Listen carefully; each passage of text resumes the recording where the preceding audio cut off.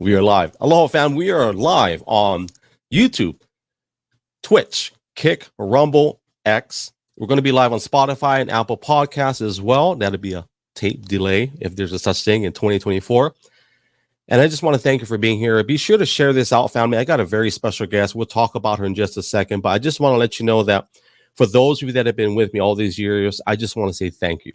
Thank you very much for sharing your life with me and then giving me a chance to just share mine with yours. So some things out of the way. Today's episode is brought to you by 5 and 7 Tactical Solutions. They are a company in Hawaii that is one of our good friends.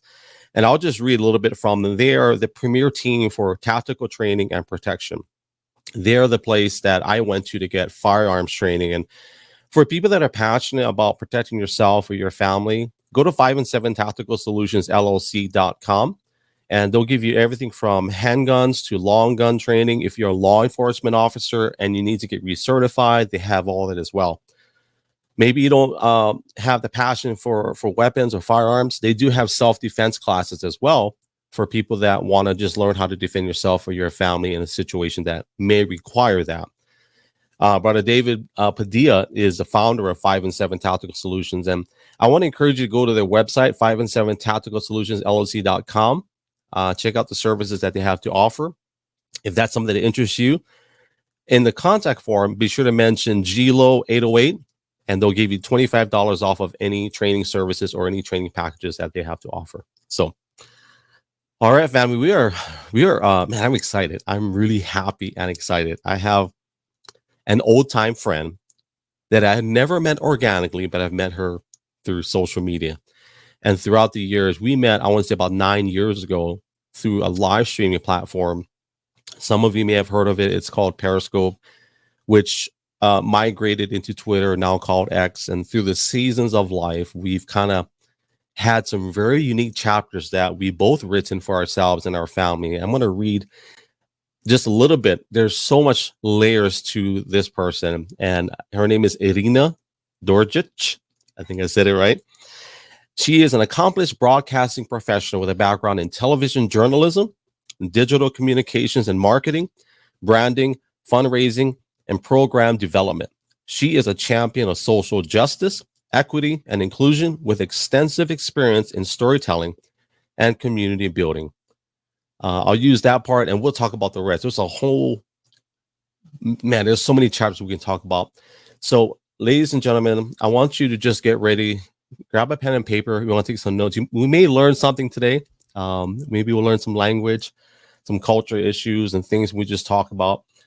But I'm excited to have with us here today a very good friend of ours. She's a Serbian journalist, Irina Djordjic. And my video is going to come up in just a second. I totally botched that. Give me a second. I love doing lives. Here you go. Here is a fancy video. 41 seconds. We'll be right back.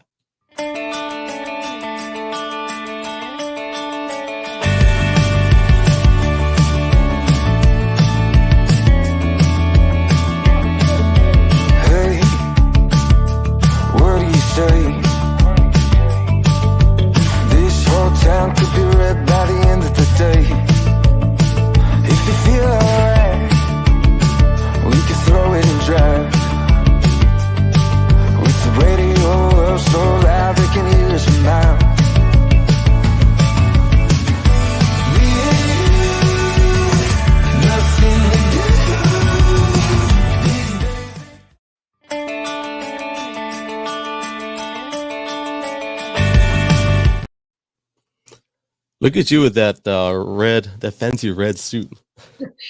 Can you see that I have actually the same shirt that is on the photo? Oh, you do? You didn't realize. Yeah.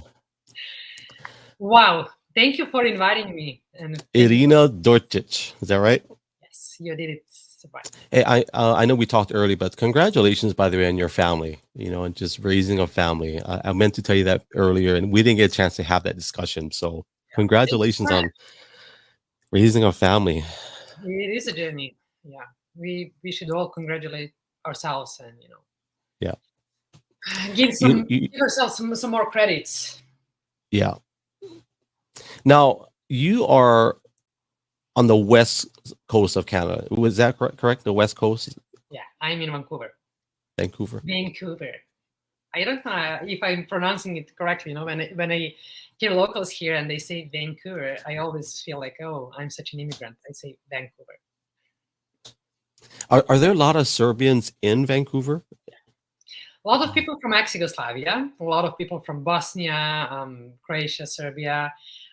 So I would not say probably, I don't know how many even, because this is the other problem, because there's no statistics on how many people exactly we have. I had this conversation with our ambassador recently, ambassador of Serbia in Canada, and we were talking about that issue of not knowing how many people we have here. Some approximates say that there could be like 10 times more people than we think, but because like there are no official statistics, we cannot know. But a lot of people here. So what makes a Serbian like ethnicity wise? So how can I tell the difference from Croatian to Serbian? How would I know someone from the outside? You would not know. Like you would definitely not know. We would know because it really depends. Like it's like you are born in this region or that region, and your roots are from here or there. But it's pretty mixed up. And in ex-Yugoslavia, when that was one country, like people, of course, were mixing up. So a lot of marriages happened between Bosnian people and people from Serbia and people from Croatia. So like all differences actually started happening, like all distinctions started happening after the wars we had in the 90s. So how can you tell? How do you? I can usually tell by the language, because we use different dialects, and there are even different dialects in Serbia. It's basically like it's the same in every country. Like you recognize your people by dialect, or I would ask, oh, where are your parents from, or your grandparents? Like it's pretty much same here. Like you would ask people, what is your nation, or what tribe you come from, what is your or your people. So I'm Hawaiian, Chinese, and Filipino, and so I noticed in Hawaii we don't use the word Asian, because we know if I am in a room with a bunch of Asians, right, I can look in a room, and I'm not bragging, but I will say I can kind of tell within a few seconds or few minutes who the Chinese are, who the Koreans are, and who the Japanese are. Well, I can just the thing. You would know. And yeah. Yes, I would know the difference between people from Serbia, Bosnia, Croatia, or Macedonia, or Montenegro, like, yeah, of course, physiognomy, and like maybe different style of even wearing a clothes, or, some really, really small details that would definitely not tell anything to you. Like you would not know the difference. Even with Hawaiians and Tongans and Samoans, and we joke about it, but some of them are unfair. They're unfair, but they're true. Tongans are typically very strong. We're all strong, but Tongans are not typically. To all of my Hawaiians and my Samoans, I'm just calling it as it is. Tongans in general are not heavy set. They can be, but just as a whole, they're not, compared to Hawaiians, and that's of course social and cultural issues as well. But typically Tongans, sports wise, they like playing rugby. Samoans are football. Oh yeah. I mean, there is intermix, of course, but just generally speaking, so we can tell. The tricky, yeah. The thing with Hawaiians, I think a lot of them will have thicker legs overall. Okay. Especially in the calves. Yeah, my wife is laughing. What is that? I don't know. I don't know. I think just a lot of Hawaiians, their feet looks like this. Yeah, not like this. So a lot of really? if you're tribal people, their feet tend to be more spread open. You would think that probably could be. I don't know. Like, actually, I don't know anything about history of Hawaii, and I was just there in May, and I was lucky to, catch a glimpse of a tour and hear some local stories. And you would think, oh, people like surfing was invented there, right? Like, you would think, oh, people swim a lot, but I don't think that was actually what was like happening through the time there. Like, not, it was not big part of the culture, or it was. So if it was, you would think people would be very wide in shoulders, and like the build would be just different. You would not think the feet would look different then. I think we could take a time capsule and go back in time. The physique of more native Hawaiians or even any indigenous culture would be much different than today. Of course, yeah. Yeah, so I think there's no need for people to be in the water to hunt or fish, because we can go to Walmart, we can go to Costco. Oh no, I'm talking about times before Walmart and Costco. Oh yeah. So a lot of people don't know that Native Hawaiians, if you look in our history, like with King Kamehameha, he was not a small man. He was actually a very big man. The whole family was. I mean, yeah.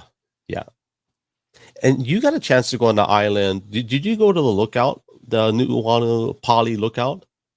No, maybe I did, but I don't know the name. What is that? It's the one when you go on a mountain and you go to this overlook and you can see the entire ocean, and it's very windy there. I did went to the old volcano. Are you talking about that? The Diamond Head? Is that where you went? Yeah, Diamond Head, yes. Okay. So from Diamond Head, you can look back onto the mountains. Okay. And you'll see what we call them the ko'olaus. And that's kind of where the final, we call it the final battle, the battle of the Pali or Nu'uanu Pali. That's where King Kamehameha. There's a whole other history to that. And when it comes to First Nations and Native Hawaiian culture, as we get older, we look at it through a different lens, because when I was in school, Native Hawaiian was taught to us in a classroom setting, right? I didn't have my grandparents teach me like how I was taught in school, so it's a different history. They didn't talk native language. So okay, we're going to go there now. Okay, there we go. So okay, we don't have to. We can say it from. Well, that's good, because one of the documentaries you covered, I don't. What is the guy's name? You interviewed him quite a bit. He spoke English in that documentary. Can't remember his name because I couldn't find it. Matsudik, yeah. He talked a lot about things that hit me heavy in the heart, because my grandparents were not allowed to speak Native Hawaiian, because when they went to school, they would get punished. They had to speak English, and they had to write in English. And when they went home, they would get punished for speaking English.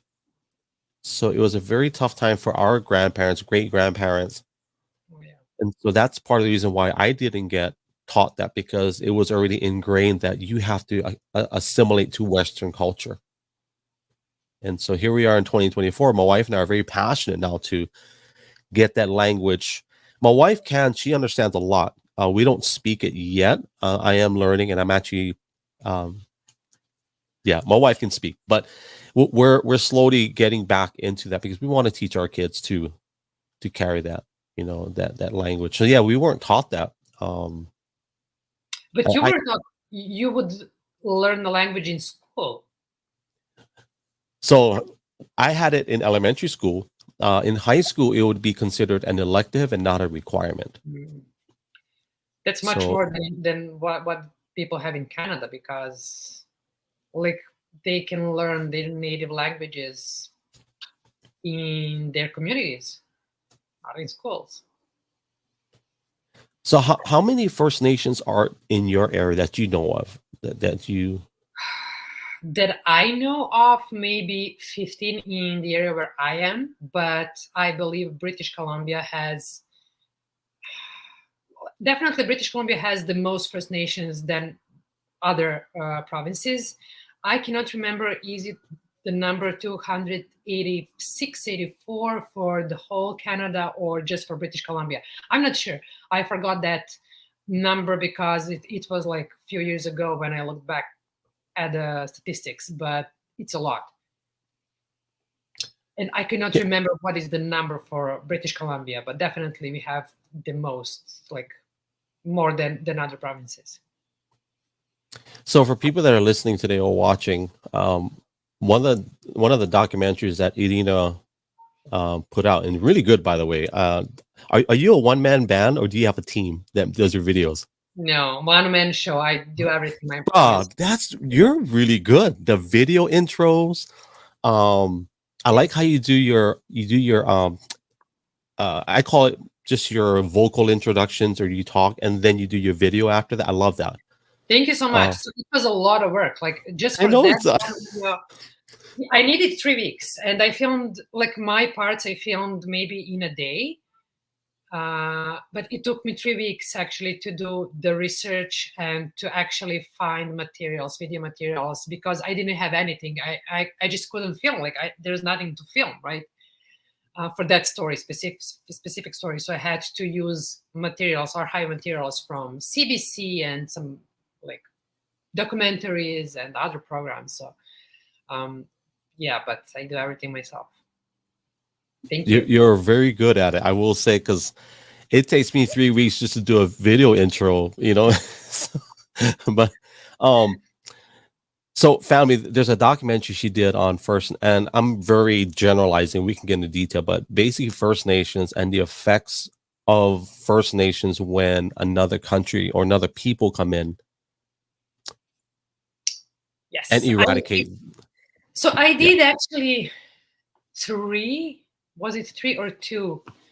I'm not sure. Let's go back. So what happened was when I moved to Canada, I'm very curious, and I'm a journalist, and it's in my nature to ask questions and to find stories. So I knew about residential schools and that colonial history of Canada even before Kamloops happened. So you don't know what Kamloops is and what I'm referring to, but I will give you more details. So I knew about residential history schools and colonial history of Canada even before Kamloops happened, and it was my plan to make 1, 2, or 3 stories about that when I have time, when time comes for that.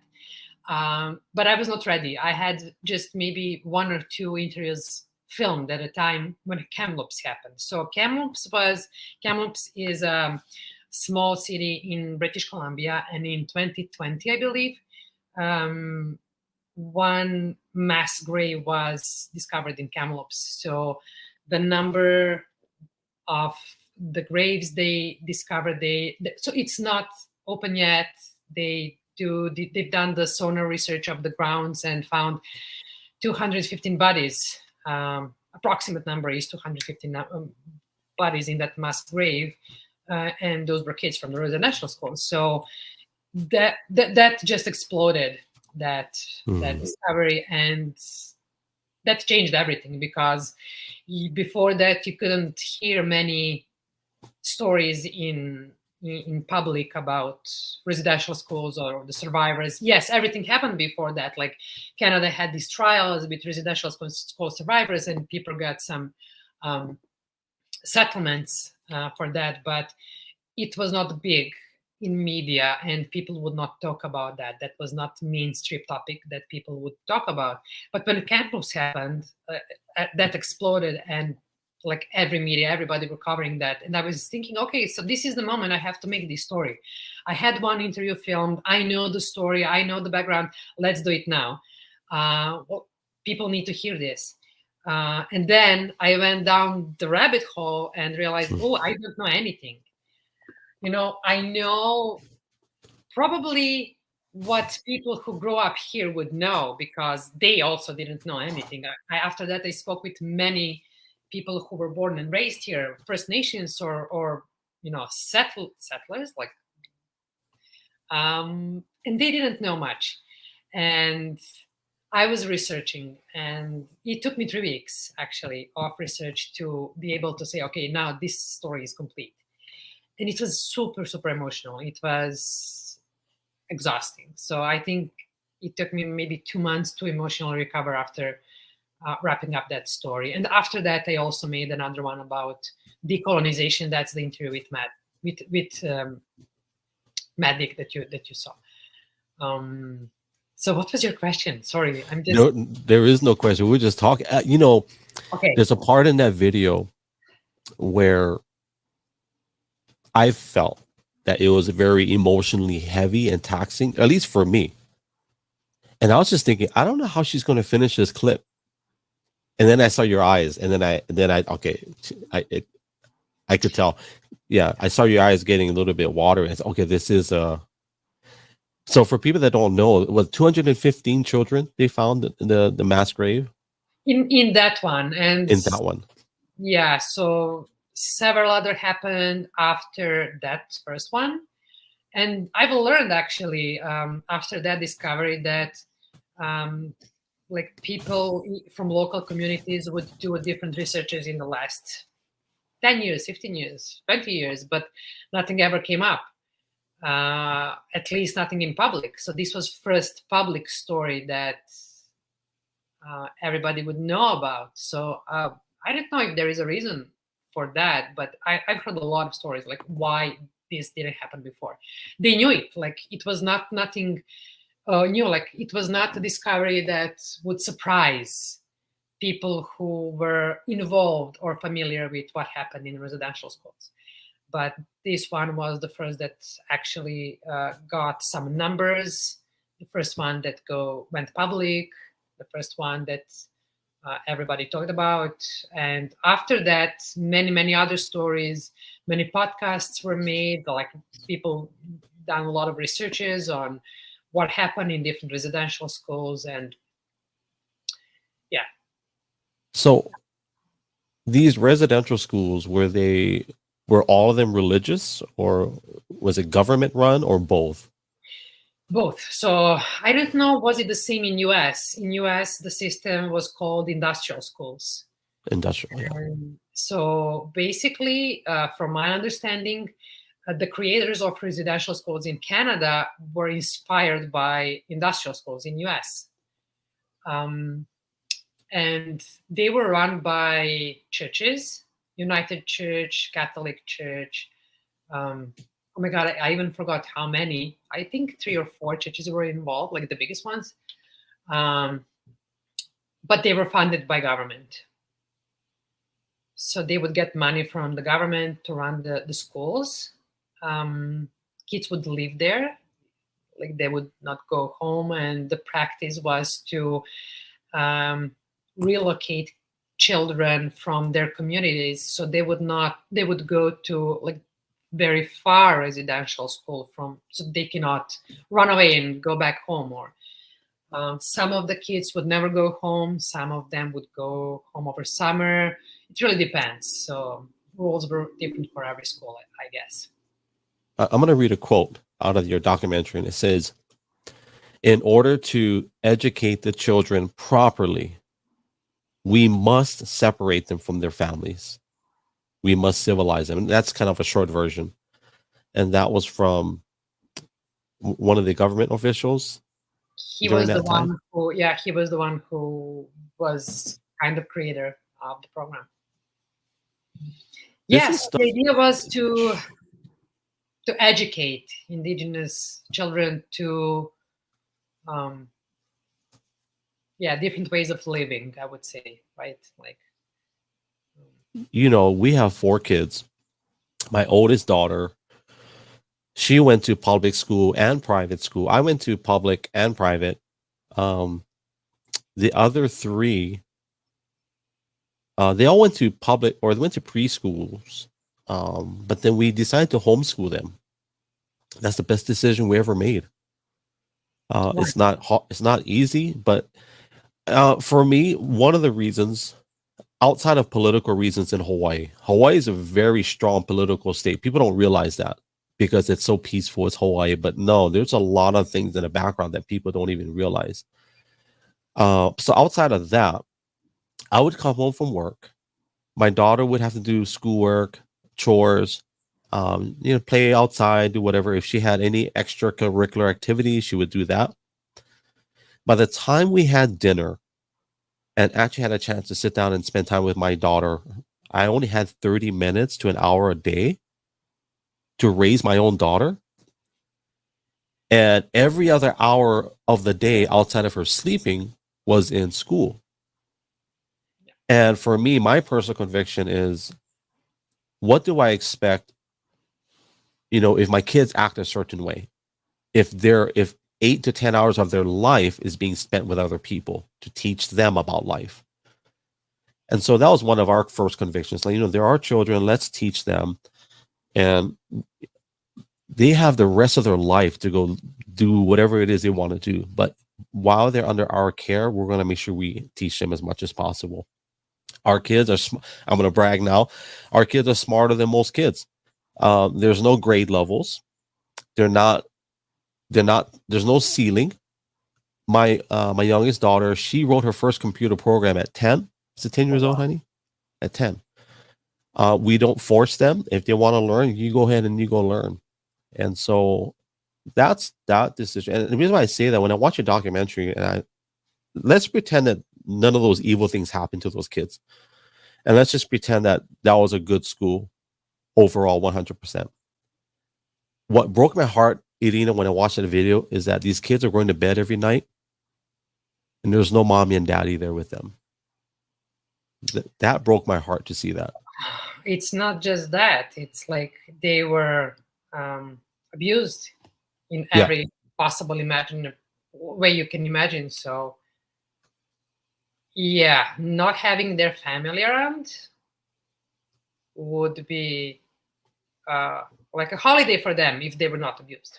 Like, if they would have that right, like it's very, very hard even to think about that. Like, what those kids, and you know what was the outcome of their education for living in that system that settlers brought? It was, they would educate them to run a household or to work as manual labor. That's it. They didn't get more education than that. So they were not set up for, I would not even say success in that society. They would set up to live one very traumatized life. Is there any turnaround for that? Do you see anything good coming out now that you're talking about these things? Is there any movement in that area to help these people? Well, I can see a lot of initiatives, a lot of, but I don't think like what I find painful the most in the society in US and or Canada is like everybody are talking about equity, diversity and inclusion. Like it almost, became tokenized. It's must have, like everybody have to include these policies or procedures, or to educate employees or about, let's say, colonization, or like how do we decolonize things, or how we include everybody in the society. But I would say it's still more performative than genuine. I think that a lot of people still don't really understand why that is important and how we can do it. Yeah. And it is really on us. Everybody have to do their part. So we cannot expect, from the government to do any projects or programs to make equity accessible, actually, to everyone. And you cannot just open up institutions, you cannot just open up schools. You can do that, but it doesn't come overnight. I think there will be probably a few generations needed to at least bring the society to the level of understanding that, okay, so this is like, we are trying to be equal now, and we will build from here. It's not going to happen very soon, I'm afraid. I'm glad you brought that word generational, because that's what I was going to slide in. There is no government program or initiatives. I mean, they're a Band-Aid. That's how I see it. Yeah, everything is just Band-Aid. Yeah. There is some funding, and there are a lot of nonprofits working on different projects. But if you saw that video where my friend Matthew spoke about funding and programming for indigenous peoples, what really resonated with me was when he said, as somebody who is running programs, so that was his job at the time for indigenous youth. For me, it's very easy to get funding for problematic indigenous youth. How to educate indigenous youth not to get pregnant in their teenage years. Like, it's very, very non-inclusive. There's still a lot of discrimination happening. It's still hard to get money for, let's say, good programming. There are a lot of issues with suicide in local communities on the East Coast, and those initiatives are underfunded, and those people are not getting help. A lot of problems with the reserves, with that they don't have like clean water for daily use. Like, I don't think the government is doing enough. Maybe they do. Maybe like there's something we cannot see in the big picture, but what I can see from daily life. And also there is this narrative, if you listen the conversations to people who are grown up here, or new immigrants, or people who don't have a lot of connections with indigenous people and their ways of like modern living, not their ways, not their traditional ways, but their ways of modern living. Like, you would hear stories like, oh, they're getting so much money from taxes, like they don't pay taxes, they have education for free, they get cars for free or gas for free. It's nothing like that. That's not true, and that's still what a lot of people think. So it's very hard, I would say, because I do have some very close friends of mine who are from different nations, and they know like how they still struggle to educate themselves, to get scholarships, to just survive in the society. Everybody struggles, not just them, but having to live with that intergenerational trauma is it just adds up. And when I learned about intergenerational trauma here, I actually got completely new vision of the society where I came from, because we also living intergenerational trauma in Balkans. Like, we had so many wars, so many one form of colonization happened there as well, with Turkey, Ottoman Empire at the time, and a lot of history there. But we live the same story there in a different form. But I think the relation between us and a lot of the people in Canada, the First Nations, typically Native Hawaiians and a lot of First Nations people, I won't say all, I can't speak for all of them, but we didn't believe in ownership of land, right? Yeah, so we believe in the stewardship of it. So when Westerners come in there and tell us, hey, I own this, it was like, what? You can't own land. You can't take it with you. That's one of the things. The other thing is we had no competitive structure to compete with. Exactly. So even with all these programs that they have, even for Native Hawaiians and First Nations, it's still a generational thing that we have to make that adjustment if we want to compete in a Western society. Right. So it's like you said, it's going to take generations if that's what our people want to do.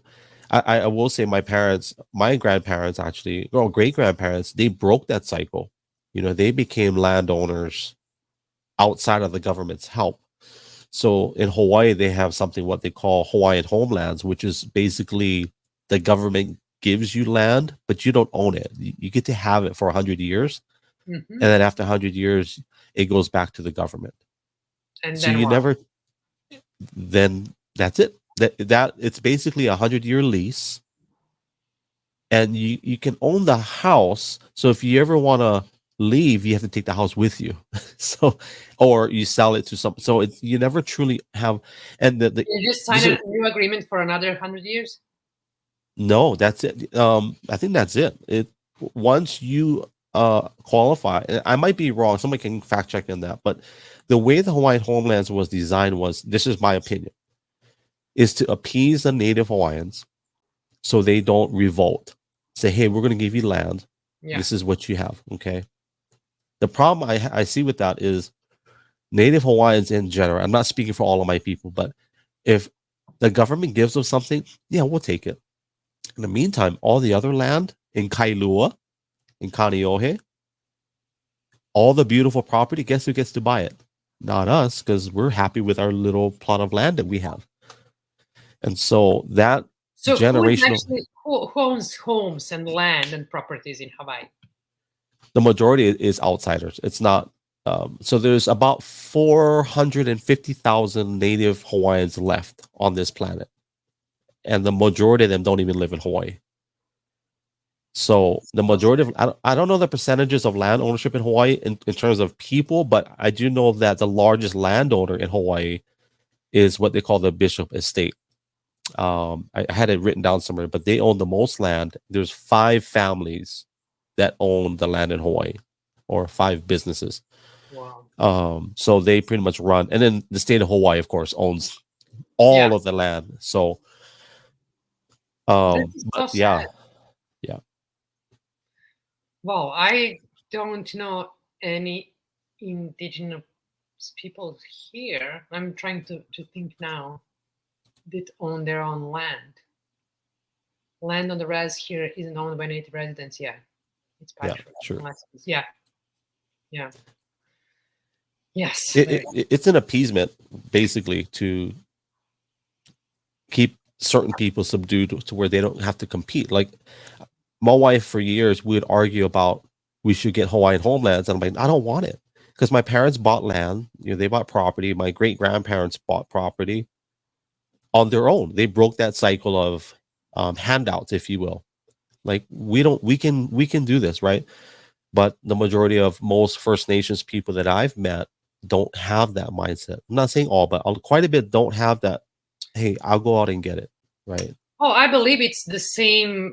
The same thing happened as here and probably US. So True. if you go back to residential or industrial schools, so children would go out without any proper education. They would not be able to, and don't forget, like they were all abused, so they would turn to alcohol or drugs, and the cycle would just repeat with, violence at home, and they would probably do whatever, like not have, but like, I don't know, like if there's any good outcome, like if there's any good tool that you can to overcome the trauma, there's nothing good that can come out of that, right? So they would struggle with domestic abuse or violence in their own homes, and alcohol and drugs, and that's how this intergenerational trauma was created.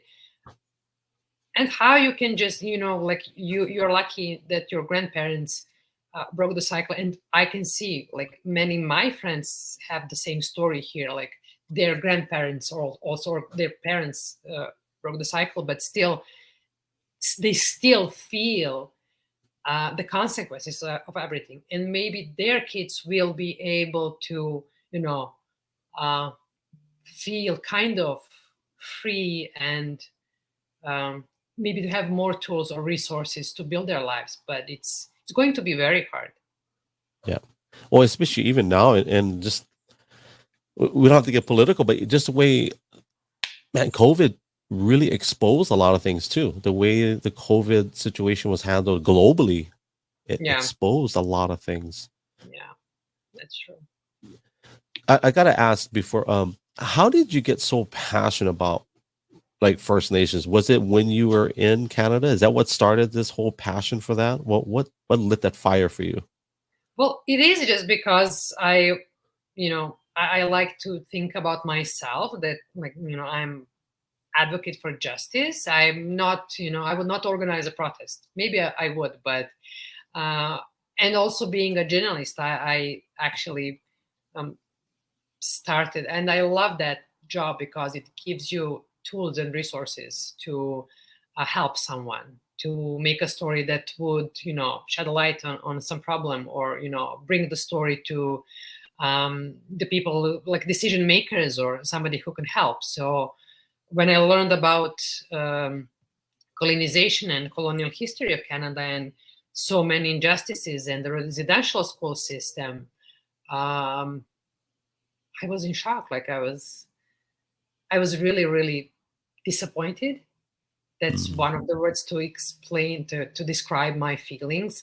For example, like tomorrow we have Canada Day here. So we celebrate, Canada celebrate, like, um, Canada Day as the day when this modern state of Canada was made, recognized, or whatever.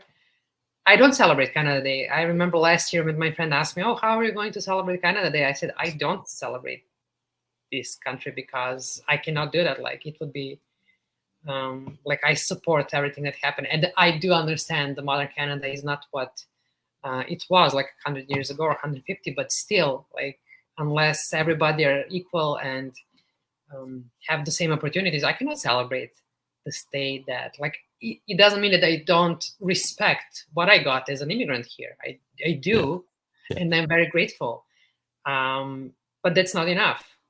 And that my friend told me, well, it was more like in a form of joke, but like, well, then why did you move here? Like, like, why did you even come to Canada? And I said, well, it's just because Canada has a really good um, picture that goes, out there. Everybody thinks like this is the perfect country. And I mean, there is no perfect country. Every country has some bad history, right? Like, Yeah. there is no heaven on this earth like that. And no state or no country was just, made up because everybody were happy and just wanted to enjoy these privileges. But like, nobody knows about all these cruel things that happened. And when you learn about Canada, at least in Europe, in Serbia, we would not learn more than, oh, Canada is a beautiful country with high living standard and beautiful nature, and everybody are welcome, and it's multicultural. That's true, but also there is another side that nobody knows about. So, and I was very disappointed to learn about that. Now, how many years now you've been in Canada? I don't know. Like, it's because I moved here in December 2016, but then so it was basically 2017. But then I was going back and forth like 2 times. I went back home and spent for maybe 6 or 8 months there. So officially and for definite, I moved here in 2018. So it's how long? It's been 6 years now. Wow. Yeah, it's not so long. But that's home for you now, right? It is. It is. Yeah. And once when you pack your bags and you leave your home, it doesn't matter anymore where you are. Like, home is wherever your people are, your family, and wherever you feel safe and happy. So yes, Canada is my home now, but I do miss my family and my people in Serbia. And it gets harder every year because you're getting older. You realize your parents are also getting older. You don't have that perception when you are younger, right? Like, you get Yeah. that perception when there are more and more people in your communities that are getting older, getting sick, passing away. And 2023 was very hard for my family because we lost 5 very close family members Yeah. back in Serbia, and we were not able to be there, to support, to grieve, to just be with our friends and families. So that was really hard. And it is a good question, like what home is and where home is. I would I say it is. only I asked it because I know what my answer is because I'm in the same boat.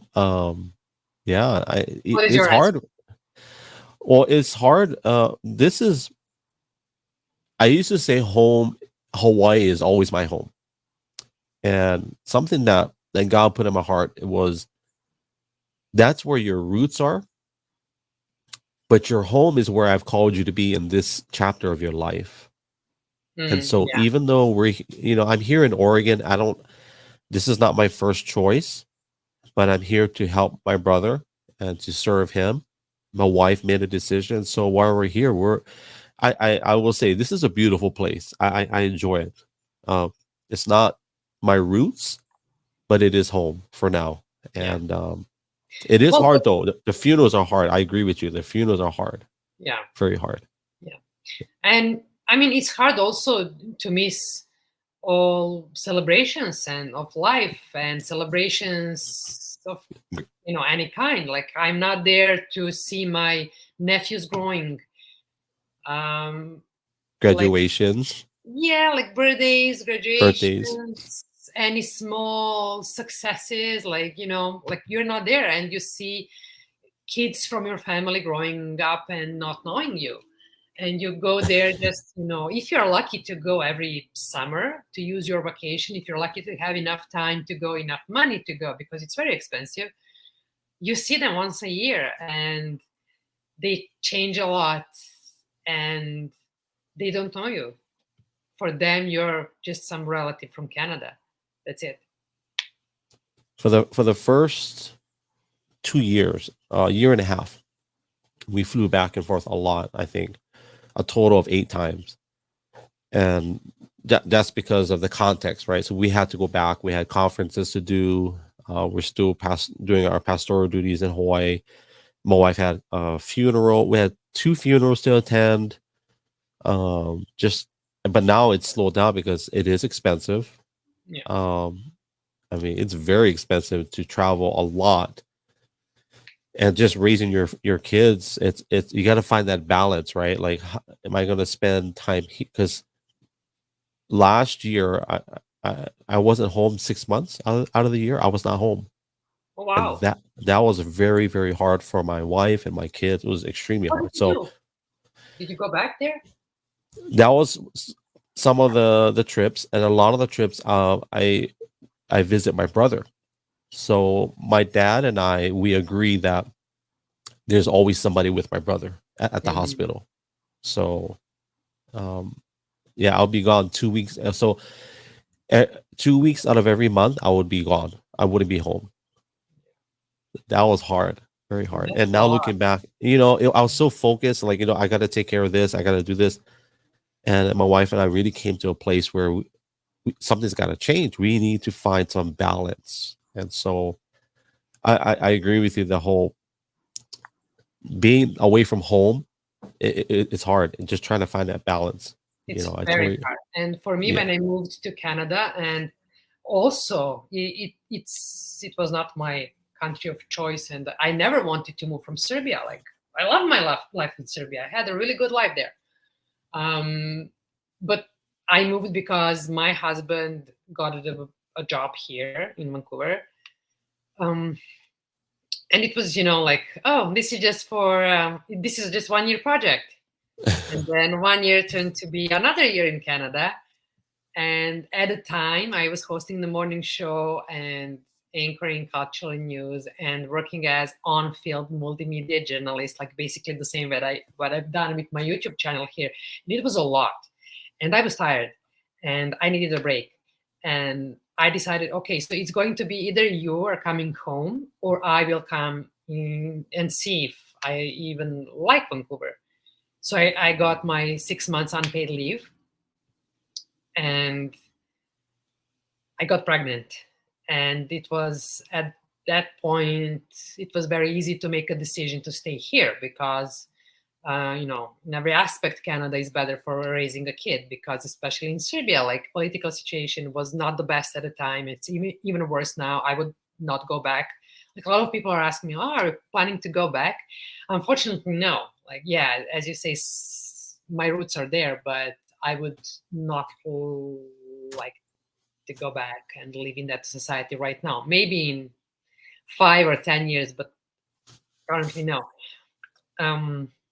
But it was very hard because culture, like North American culture, is very different from European. And I didn't know anyone. I had absolutely no community, no friends, people that could help me in any way, with advices. Go to the doctor here, or this is how you do this or that. So it was extremely, extremely stressful. And I feel you. I know how it is. Do you miss the lights and the camera, and No. you don't miss That, that? you know what?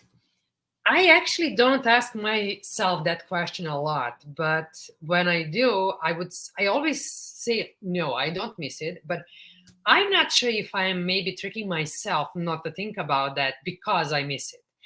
I don't miss cameras. I don't miss that part of my previous life because, when you tell someone that you are a TV host and that's your job, people always think, oh, that's very glamorous, like you're on camera and people, um, like you have like big audiences, watching your shows. But when you are in front of camera, you don't have that perception. Your perception is, oh, this is very hard work because actually everything happens before you go on live.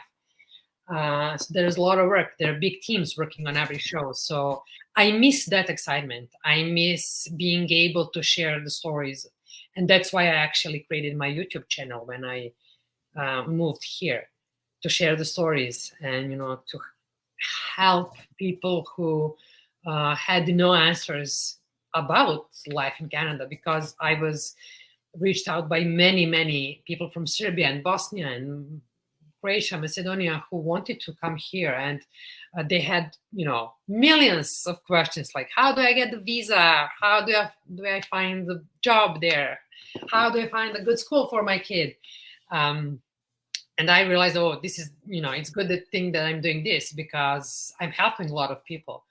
But then at one point, I also realized I'm not a consultation immigrant. My intention was not to make stories about, how to obtain a visa and how to find a job. I want to talk about meaningful things like how to integrate in this society and the importance of cultural adaptation and integration in any society you move into.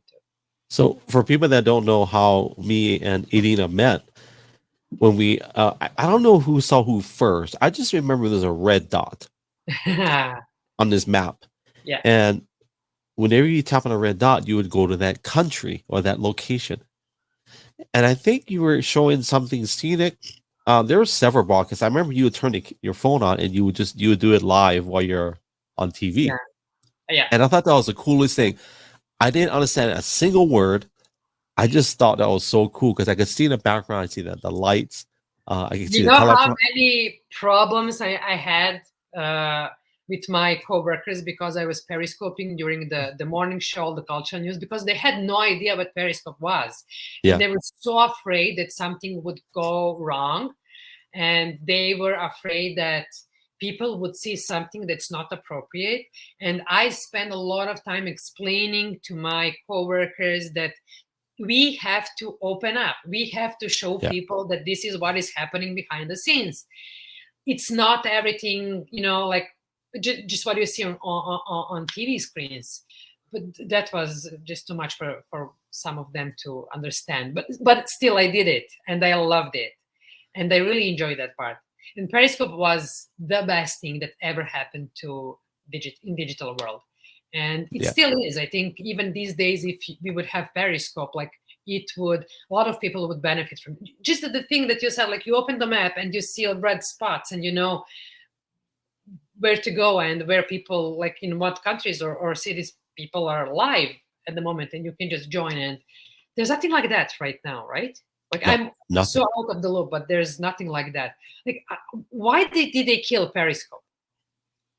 So Kayvon, the founder, he finally talked about it a couple of months ago. And he, I think he basically said that we messed up.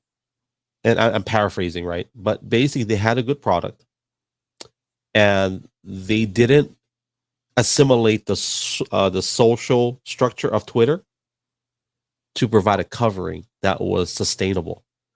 I don't know if I agree with that 100% because Periscope was amazing outside of Twitter.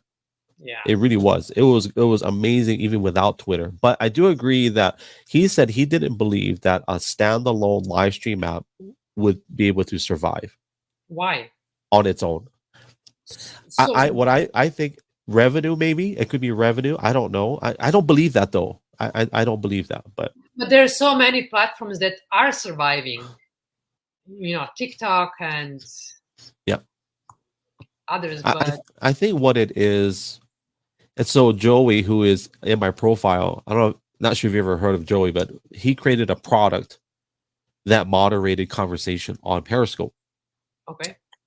And so, anyways, when he actually worked for Twitter, and one of the discussions that is commonplace about employees at Twitter is that there's a lot of politics within the company. So if Irina comes up with a product and I come up with a product, Oh, yeah. there's a lot of bickering I as know. to whose product is better, right? That's so normal in corporations like that, right? Yeah. So I think that's one of the reasons. But I mean, if you just common sense would tell you, if I have a live stream product like Periscope, it's not hard to make money. You just charge people for super hearts. You charge people for little things here and there. So, well, they could probably just integrate some, like allow commercials or like do the same thing as YouTube, right? Yeah. At some point. But you know what? Like I this is how I feel, and I stopped periscoping in 2016, I believe, 2017. So I don't know what happened after, but first of all, Periscope was first live streaming app. There was nothing like that before, and the community was so small. Like the core community was so small. Like first adapters, as that's how you met. Yeah. So a lot of people met on Periscope. Yeah, the map. Yeah. And the core community was so small, and we all knew each other, and everybody was so supportive.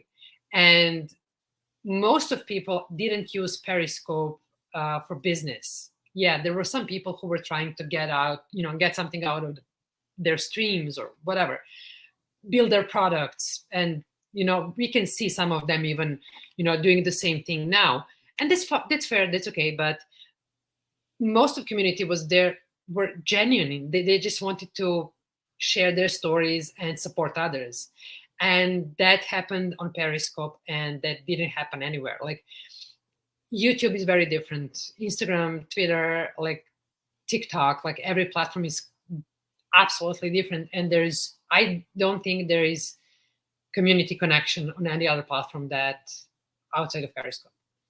And I'm so sorry.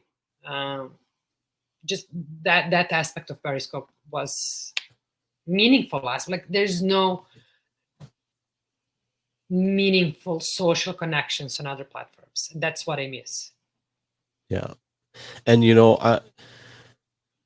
I think I met, my number keeps changing because I can't remember, but I once I met at least a total of about 100 people through Periscope. Oh, yeah. At least, like physically. Many people, yeah, you know how many people I met? Like you are actually in this part of the world where it's easier. In Serbia, I was the only one on Periscope, and still I've met so many people. Like the first and only person I met here when I came as a tourist in Vancouver was somebody I met on Periscope.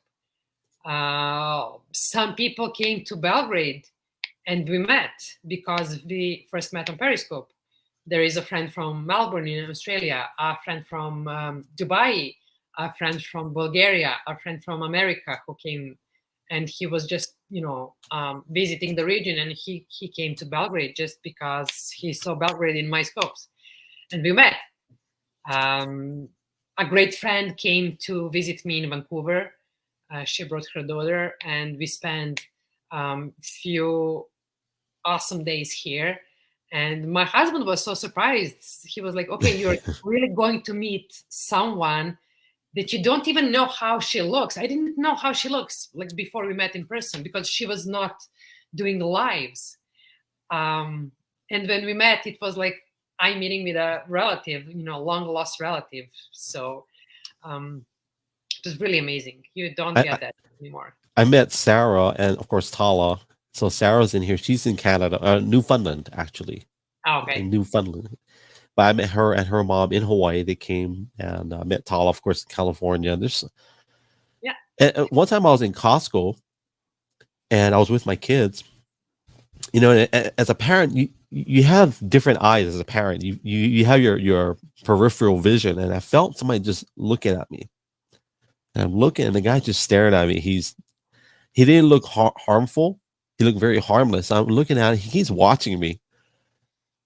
And then I'm like, and then he came up and introduced himself. And I just, he saw me on Periscope. He saw the red dot. And Well, so, you see, that's the dangerous part of social media. Actually, like we probably yeah, didn't have that um, the foresight. at the time, and I Yeah. would like to think that the world was a better place at the time. Um, but I think now, like there a lot of anxiety arised after a pandemic, and with all the bad news spreading around and fake news spreading around. I think people are more anxious, more paranoid, and more aggressive. That's my impression, at least.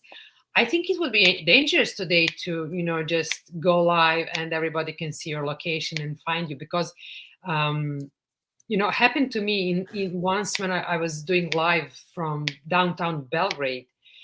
The guy was not, and I was very lucky because I was live at the moment. There was some guy who started following me, and he was not very aggressive, but he was persistent, and I had troubles, to get rid of him.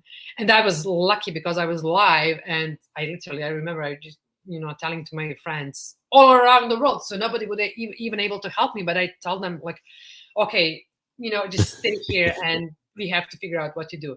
But then I realized, oh my God, I am the only one periscoping from Belgrade, from Serbia. Um, and I know there are a lot of people, well, some people who would not go live, but they had the app and they would watch my lives and they would know my whereabouts. And I was like, this is not safe anymore. I don't feel safe anymore.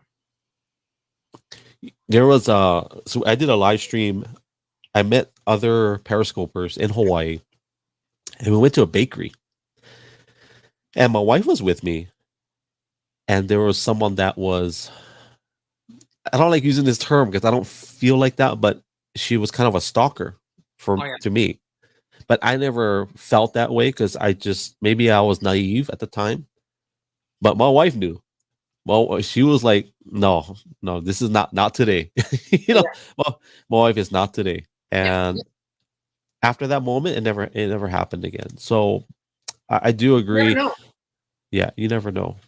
Like as you said, like as a parent, you have different perspective on anything, and I cannot imagine myself right now, giving out the location of my kid's school or where Yeah, we live or our neighborhood even, which I did. Like when I was doing my YouTube channel, I would post a lot on Instagram. I would do stories like 20, 30 stories a day, always trying not to reveal the location of our apartment or his daycare at the time. But I was very conscious and had to think constantly about that. Don't show anything that is close. No bakeries, no restaurants, no shops, nothing.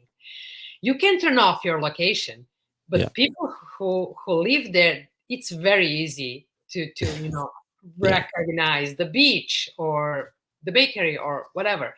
It's very, very dangerous, and I'm so sorry to see, a lot of parents still don't have that mindset. They just would you know put pictures of their kids out there and um, don't think about all the dangerous things that can happen online.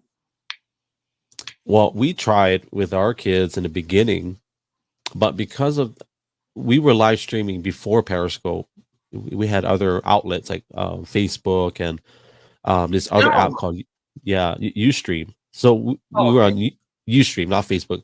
Um, but when Periscope came out, we were very adamant not showing our kids. But then Facebook Live came out a little bit after Periscope, right? And so our church's live streams were on Facebook. And one day my daughter was on a live stream, and after that point, I'm like, you know what? Let's just be smart about it. Let's be wise. And like, I would be live in my home, and my GPS would be on just because it's Hawaii. But I would never show my TVs. I would never show anything expensive. Oh yeah. But now going back, I'm like, I probably shouldn't have done. I probably should have put my location on in my home. But like for you, like how do you? Because you've been in front of the camera or you've got experience with camera and social media. Like, what are your boundaries for your kids when it comes to like social media? Like, I show my kids' faces. I'm totally fine with that. But do you have any boundaries that? All boundaries now. There were Yeah, no boundaries before. So when I was yeah, creating my content for YouTube and Instagram, I would put, as I said, like 20, 30 stories a day. And most of my stories were, about, like, everything was basically about our daily life. So I would not talk about our personal life, like what we love to do, but Yeah. I would talk about, what are the possibilities for, families, what you can do in Vancouver, where you can go, like where is a good food, or where you can take your kid. So he would appear in a lot of my posts and stories, and he was in some of my YouTube videos. Like, we would go for a family trip for a day or two, and he was in my videos. And then I realized one day, first of all, I never asked him if he would, agree to be in my videos or my social media posts. He's too small. He cannot understand. There are a lot of predators out there who Yeah. would, just take advantage of, me posting my kid. And I decided this is not going to happen. Like, my kid is not the content that I want to, like, I don't want to use my kid for creating content. And I never posted any photo of him anymore. And I think the last photo that I posted with him was maybe 3 years ago, or something like that. And I don't want to post his photos, anything about, there are a lot of things I would like to share on social media with my close friends and my family, like, some of his successes, graduation, as you say, and other things. But hey, we have like WhatsApp groups and other channels to share that. Like, I don't have to share that on social media. Yes, if there's something that I'm really proud of or whatever, maybe I will share something this and there, but I definitely don't want to create my content around my kid anymore. He was not never the main part of my content, but he was there. I think it's too much. And like, if I can, I will do my best not to give him, not to uh, familiarize him with social media, for many, many years. Like, at least if I can. My- I don't think that will be doable, but we will see. So my studio, I have mics and I have my lights, and it's my doors have all this sound dampening. I have sound treatment. So when my door is closed, my kids know not to come in. Um, However, my youngest son, he doesn't understand that boundary. He just comes in. I can be live right now. He'll come in, open the door, come and give me a hug. That's how he is, and I'm How old okay is with he? that. 11. 11. He's a hugger. So he needs, when he wants a hug, he's going to come get it. So we can be live. He'll come and get the hug. And I'm okay with that as long as we don't linger. And I'm listening to you now, and I'm rethinking, because the world is getting weird in that respect, right? With the AI, child predators. I did a podcast with a friend of mine who was a cop. Actually, I promoted his company in the beginning. Oh yeah. Someone, Oh, I need that someone, training, by the way. When I go there next time, I will look for him. he, his daughter was almost kidnapped at Costco.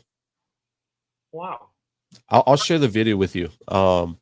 Made the news and everything. And he's a cop, and he teaches self-defense on top of that.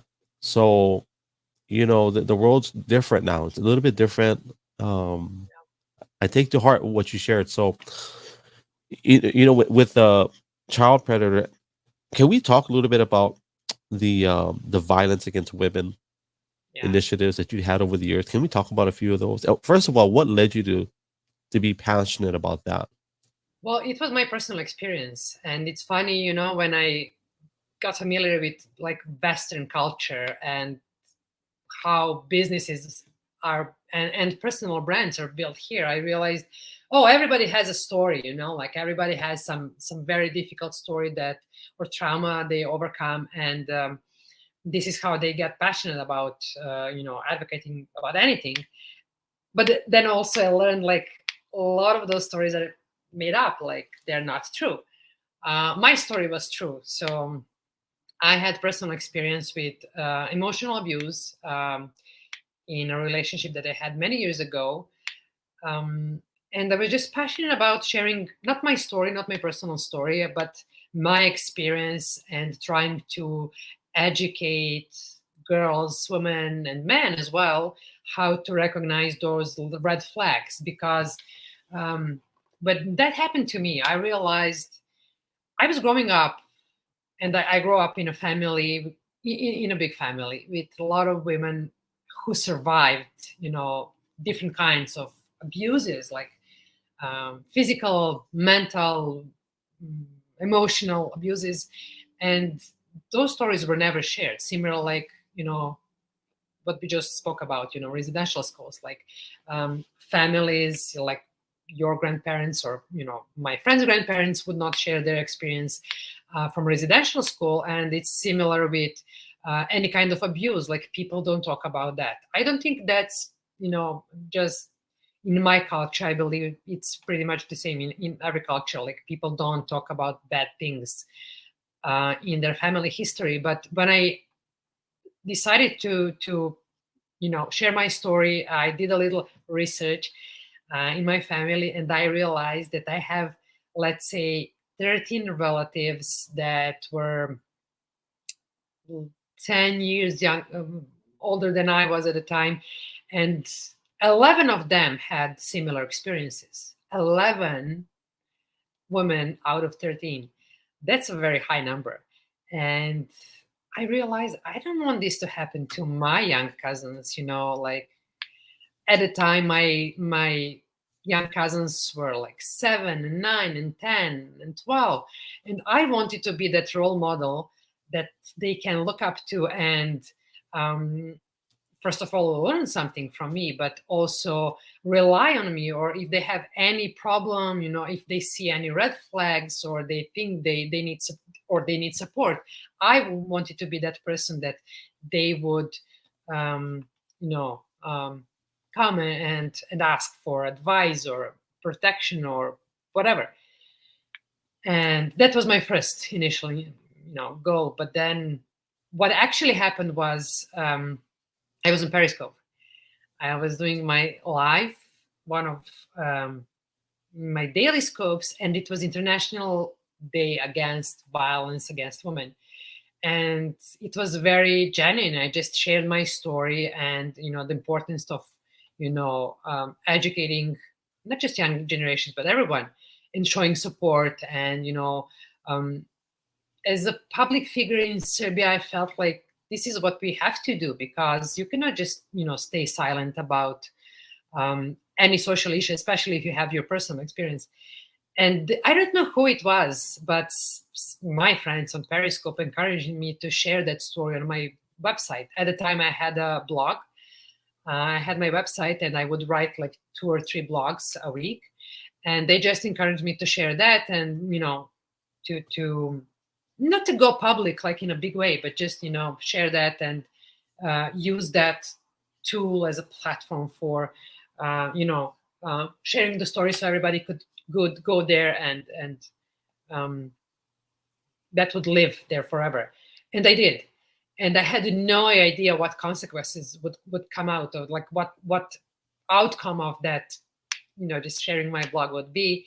So I shared my story, and the day after I published my story, like media outlets in Serbia started resharing and writing articles about me. And I was so mad, because first of all, I didn't plan that. I didn't expect that to happen. Like nobody would, like they would not, share my stories about importance of, supporting people with disabilities. No, they decided to share, exclusive story about emotional abuse. Like, oh, this public figure was emotionally abused by her ex-partner. So I was mad. I was angry.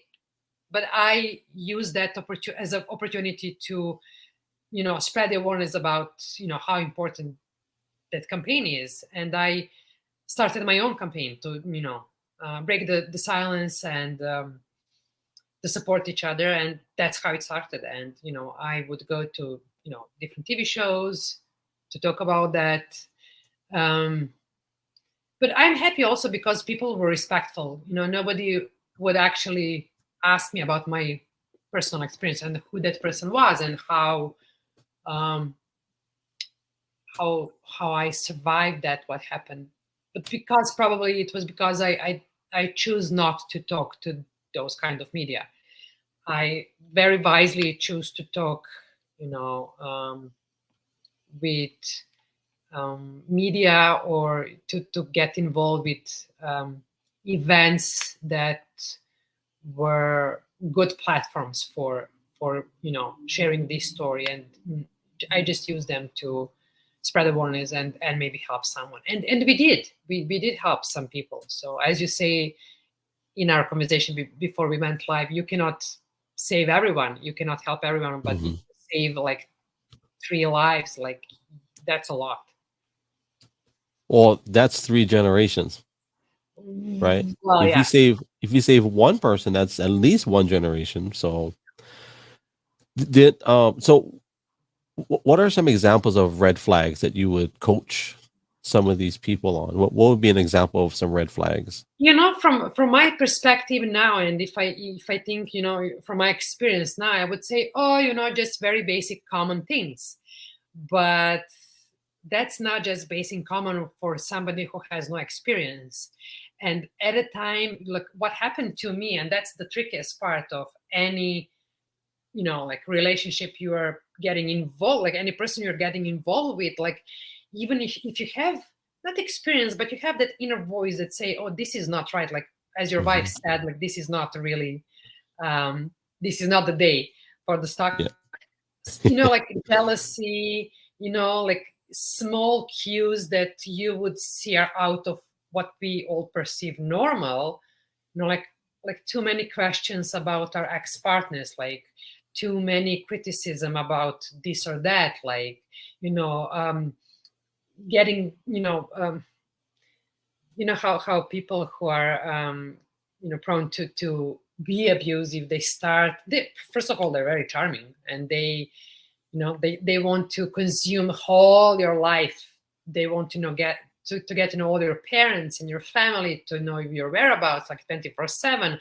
We spend every minute together. That's not normal.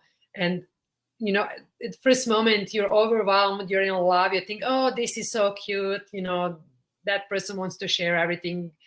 And it really takes some time until you absorb everything and realize, oh, that's actually not normal. Because once that person is involved in everything, they start actually criticizing everything that they think or perceive as a danger for the relationship. So there are many like red flags. First of all is jealousy, and Mhm.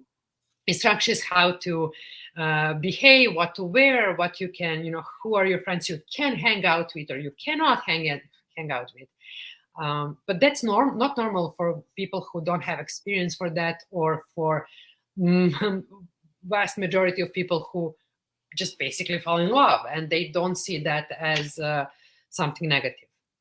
The what to wear is definitely a red flag. If someone tells you not to wear something, Yeah. to me that's a red flag. And my wife was telling me, because my wife before me, she was in a an abusive relationship for years, both physically and emotionally, and verbally, all of it. And that was one of the things she talked about, is that if she was dressed a certain way, her partner at the time would tell her, well, "You can't. No, you're not wearing that." That's a red flag if someone tells you, "No, you can't." To me, that's a major red flag, It right? is, That but the problem is that, like, all these small things, they come after some time, and by true. the time that comes, you are already so involved, and you're like, not a lot of people would think, okay, so this is not good, this is red flag, I have to remove myself from this situation. No, most people would think, oh, okay, maybe this is not normal, but let's make this person my partner, let's reassure this person that I have good intentions, I don't want to do anything perceived as wrong or bad. So I want to make that person feel safe and secure with me, and then their perception will change. And that never happens, right? So do you have you done speaking engagements other than TV? Do you do conferences or workshops for I did before. So when You I did lived before. in Serbia, I would go, I would speak in TV shows or panel discussions, like when it's, again, International Day of, fighting violence against women, I would be invited and talk, at a panel discussion. I would moderate a lot of conferences, but not related to that. Like it was mostly about digital media. I was a speaker at some conferences about digital media, and what I'm most proud of is that once I was a speaker at, again, a conference about digital media, and I had a presentation about Periscope, and I went live during my presentation. It was amazing because people didn't know about Periscope at the time. I think it was maybe 2014 or something. It was very, very new, not just in Serbia. Do you think there's a possibility of having something like a resurgence of that? Do you think that's a possibility? Having what? Can you please repeat? Having some Like a resurgence of Periscope, something like Periscope. Do you think there's a possibility of a revival of that? no. No. What I think is going to happen, and I hope it's going to happen in maybe, but not soon, maybe in 20, 30 years, social media will not die, but it won't be so relevant because we had this, big expansion in the last 15, 20 years. It started with Facebook. And I feel that even now people are overwhelmed with social media. True. And why we got hooked is because we all had this fear of missing out. And what I think is happening now, people realize, oh, I don't actually miss out on anything.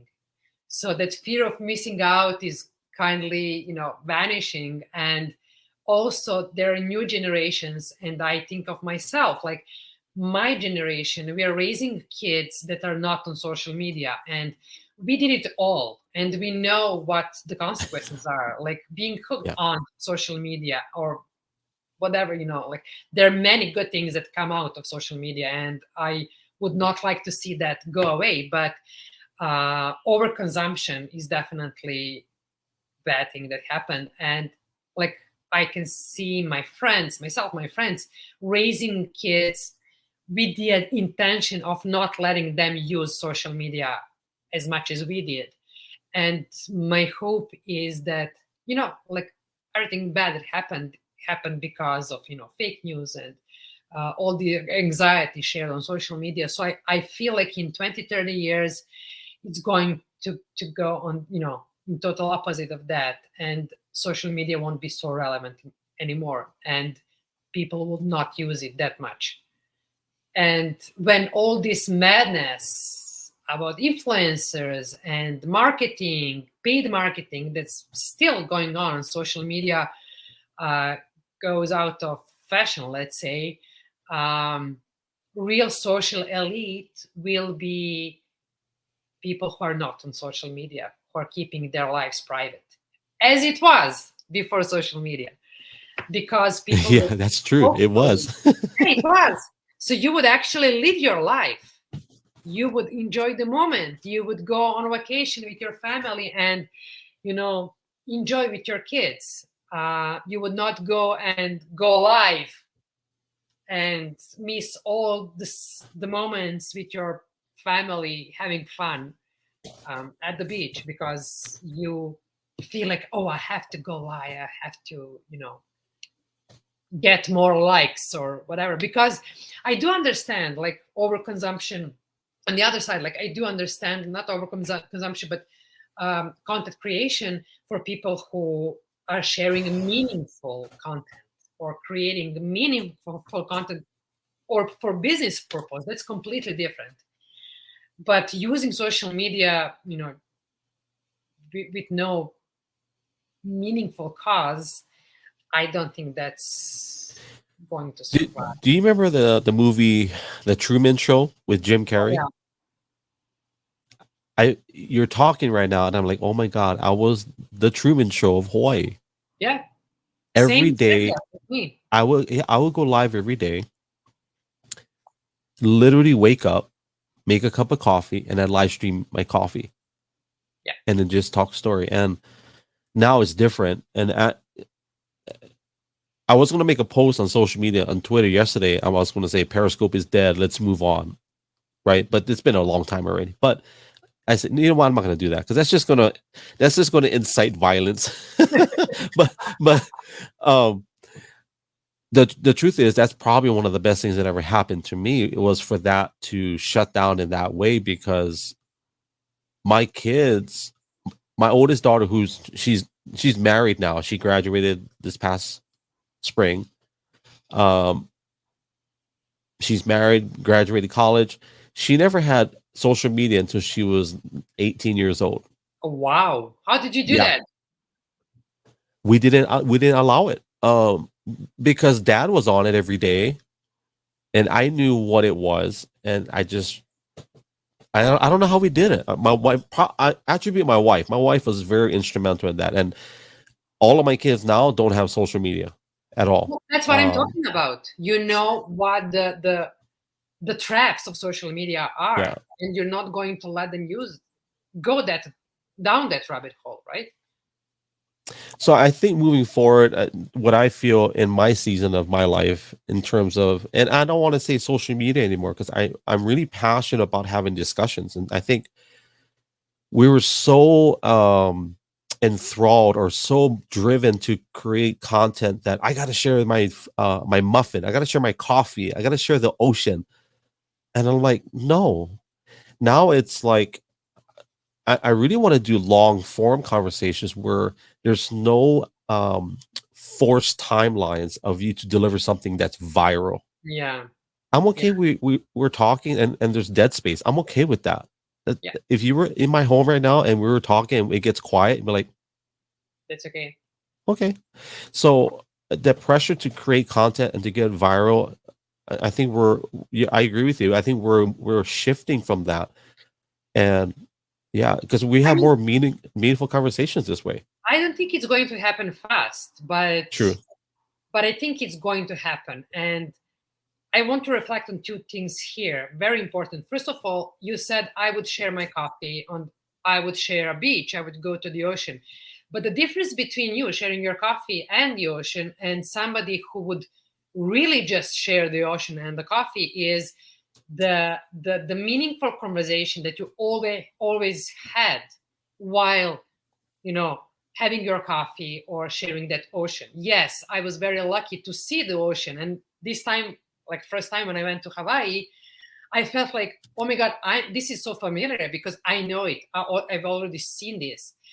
But it was about meaningful conversations that we all had on Periscope. We didn't have that empty, space where we would not talk about anything, but just, look around. When I say meaningful, I even talk about, just any of our friends around the world who would, show and talk about their history of their peoples or, culture, or like we would learn a lot. It was not like we would not have any empty conversations. That's why I love Periscope, like building the community, having connections with people, and learning a lot every day. So, but also, in order to keep to stay in the loop, I would also do the same. So I would go live 3 or 3 times a day in Serbia. I would paint my cabinets and go live just to chat with my friends.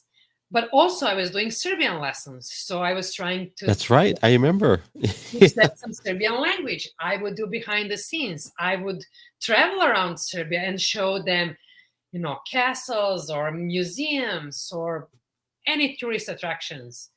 But that was very time consuming. Yeah. Same as you say now, like I need this to be meaningful and longer, not just to fill the algorithm. But what I realized on YouTube, and I was, one-man show, and it was a lot of work for me. It was 24/7. I missed many moments with my kid when I was doing my YouTube channel. And then I realized, okay, so what I would like to do, because I really love to share stories, to create stories, and not be on camera, but try to educate people on different topics. But it takes like 2 or 3 weeks to make a really good, meaningful story, and that's not enough for YouTube. YouTube wants you to post every Sunday 11 a.m. to do the shorts, respond to all comments, post on the community page, post here and there, Yeah. and then share everything on Instagram and share everything on Facebook, because you need to drive more engagement and traffic. And for what? To get the monetization of like a few $100. Yeah. And how many hours did you put in, right? Yeah. So yeah, I hope it's going to happen. Like this what I hope, what I said it's going to happen. I don't think it's going to happen fast, but probably when companies realize like, oh, there's no more money in social media. Well, it's not worth it to them, right? Because but it's a trap. What you just said, it's a trap that they put out there for content creators, that there's just everything with something new every few months. Yeah, and it's like people are putting in. So there's a group of people that are posting what they make. I'll just use Twitter as an example. They post how much money they make, and I'm fine with that. But it's kind of weird for me. I don't post what I earn in anything I do, unless it's something that specifically that may help somebody. Yeah. But I give them a clear, and I disclose everything as much as possible, because I don't want it to be a braggadocious post. Yeah. But to be honest, hey, if you want to, like, for example, I posted a Turo. We have a Turo rental unit in Georgia, Atlanta. And so I share with you, hey, if you have a car, you can make this. This is the plan. This is our analytics. And if you want to do it, this make a little bit extra money. But when it comes to social media, the people that are posting their earnings, I asked a few of them, would you be willing to share how much time you put into this application? And I haven't gotten that yet. And so it's a trap to get people so invested into these platforms, and they're giving their life away. Like my kids the other night, if I'm on a computer, I do editing. I try to edit some videos, and they're not the best, but I do it, and I do it every other day or every day. If my kids come in here and say, "Daddy, you're going to come watch with us," I already know I need to wind it down, shut it down, and get out there. Yeah, I know. Because I don't want to miss that moment. It's like you said, I don't want to be here behind my computer for hours and hours, and my kids are like, "Dad, are you going to come join us?" Yeah, exactly. I don't want to miss that. And it's very easy to fall into the trap because you see so many successful, let's say, content creators on different platforms, and they make it look easy. As you say, nobody actually talks about, how many hours do you have to put just creating graphics. Like for that story about residential schools, and you said about the videos when I filmed myself, it took me 2 days to film just myself.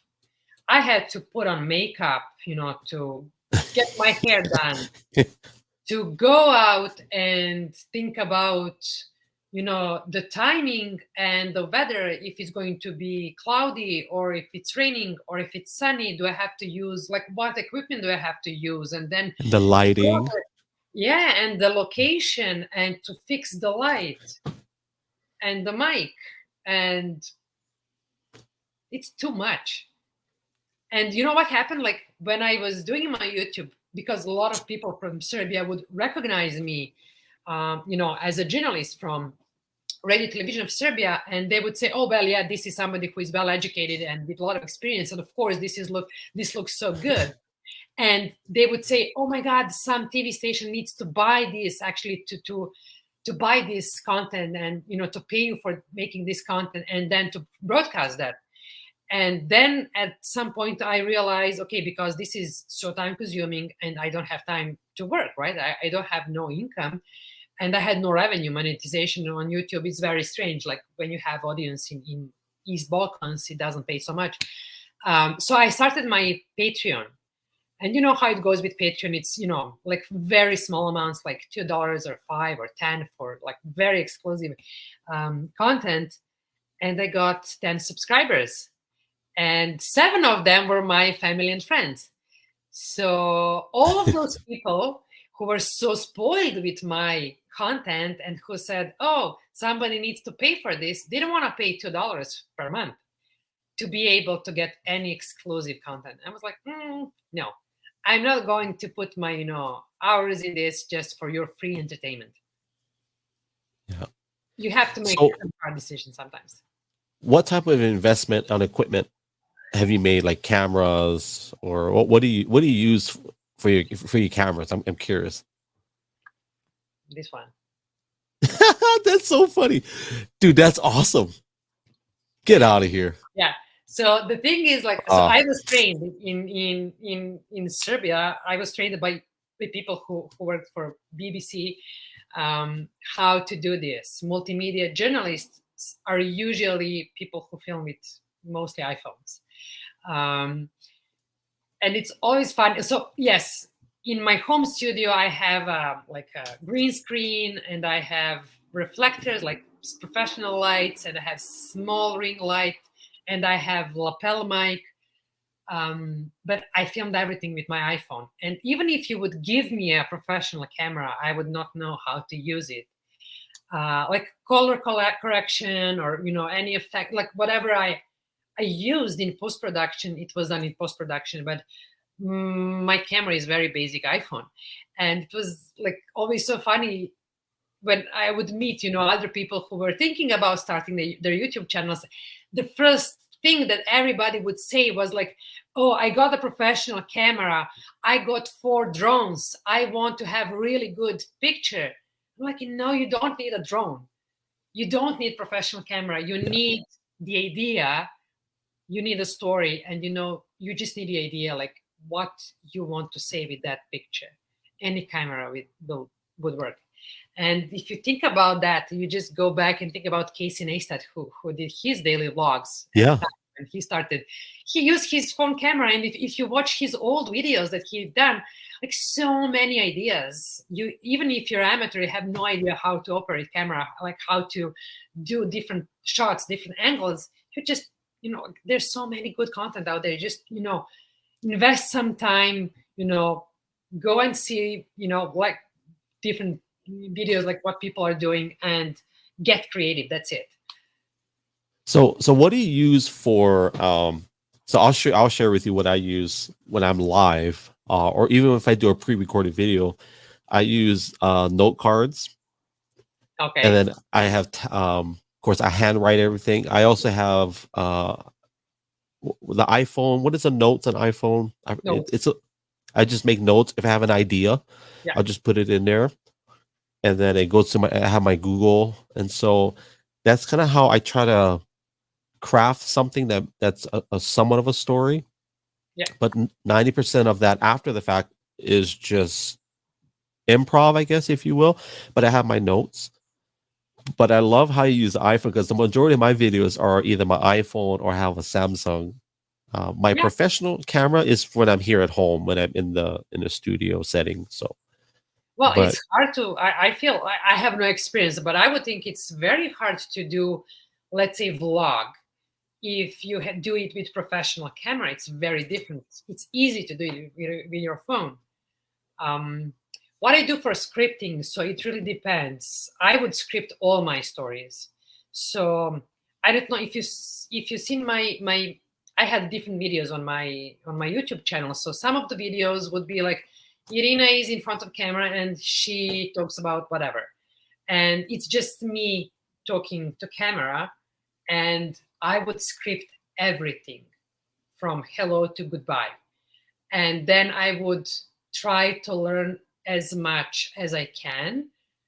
I would not follow that exact script, but I would know what's coming. So I memorize the text and the script, and then I know what is coming. And even if I forget, what is my next line, there is no next line. I just know what is coming.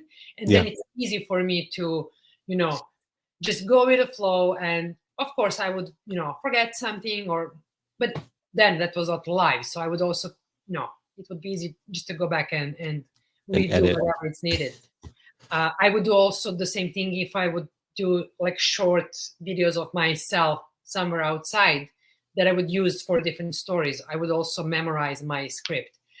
And I don't think a lot of people do that, especially on YouTube. People just improvise, but that's part of the problem. People vast majority of content creators think it's enough to improvise. Oh, I know what I'm talking about, and I can just improvise. Yeah. And a lot of times, you just the conversation with yourself takes different paths, and people just end up talking about nothing because they start somewhere and then they had a good idea about, oh, I could also mention this or I could mention that, and then you end up having very long video that has actually 3 topics. That cannot happen if you have the script and you just hold on the script, what you want to share, and maybe in the next video we can talk about something else. I didn't get a chance to watch the whole thing because of the language difference, but course, the 5 stages of an immigrant. Oh yeah, I would love to have an English version of that, because that's interesting to me to have that. it is, and I think it's the most popular one of the most popular videos, and it was my first video, and it's very interesting because it's official. It is like there are actually 6 stages, like bonus phase, and I didn't come up with that. Like there is some research was done about that, and it's actually it's not just for immigrants who move to different countries. It's for people who maybe move to a different city within their region. So you have to go through those stages. And I got so many comments and like DMs, people saying me, "Oh my God, this is what I'm going through right now." Oh, or they would say like, "Oh my God, I wish if I had somebody to tell me this like 20 years ago when I moved to Canada or wherever." It would be great to have someone to say, "Oh, that's normal. You're just going through stage 3." So first stage is when you move and it's honeymoon. You love everything about that country or that city. You're discovering new restaurants and coffee shops and the beaches or nature or the museums, wherever you are. And it's the best. Well, not the best, but one of the best phases. And then stage 2 is cultural shock, when you realize, oh my God, this is so different from what I'm used to. And I don't like it because it's so different and I don't feel comfortable. And then stage 3 would be, let's say, adaptation. You're actually, building some rituals. You find your favorite coffee shop. You know what to expect if this or that happened. You maybe have some friends already. You found a family doctor. You feel good, better at least. And then stage 4 is settling in. You accept the differences in the culture. You maybe even like them, and maybe that doesn't feel like a home yet, but you feel better. And then stage 5 is like, oh, this feels like home now. And for any immigrant, they say it takes from 5 to 7 years to go through all those stages. And number 6 is reverse cultural shock, when you go back to your home country and you don't like it there anymore. Like, oh, you feel like this is wrong and you could improve this and that. Yeah. You said reverse because so where we live now, it's a desert. So every time we go back to Hawaii, we are so sweaty because it's so humid. Oh, it's crazy. Like we can't handle the humidity. It feels sticky and it's like, yeah. It's very different. So, outside of the 5 stages of immigrants, what other do you have any projects for YouTube planned in the near future? No, I have to say no, because I mean that's true, but it's because yesterday I was thinking about that same question, like, oh, is it time to start planning something new? I don't know. I needed some break. So as I said, like running YouTube channel was very exhausting. It was time consuming and very exhausting. And I realized, first of all, I'm not consultation immigrant. Immigration consultant. I don't want to do that. I don't want to create the content that people would perceive as, just, advices on how to get a visa. And what I want to create is not something that would pay my bills. And I'm not the salesman. I don't know how to, and I would not like to reach out or to have to, make deals with companies. Like that's not I'm real something that I'm good at, and I don't want to do that. So I would really either have to, have a huge following, actually do my content in English. So I would have, following from all over the world, not just that region, and that would maybe pay off. But because I don't want to do that, I have to do something different. And then I started looking for a job, real job that would pay my bills.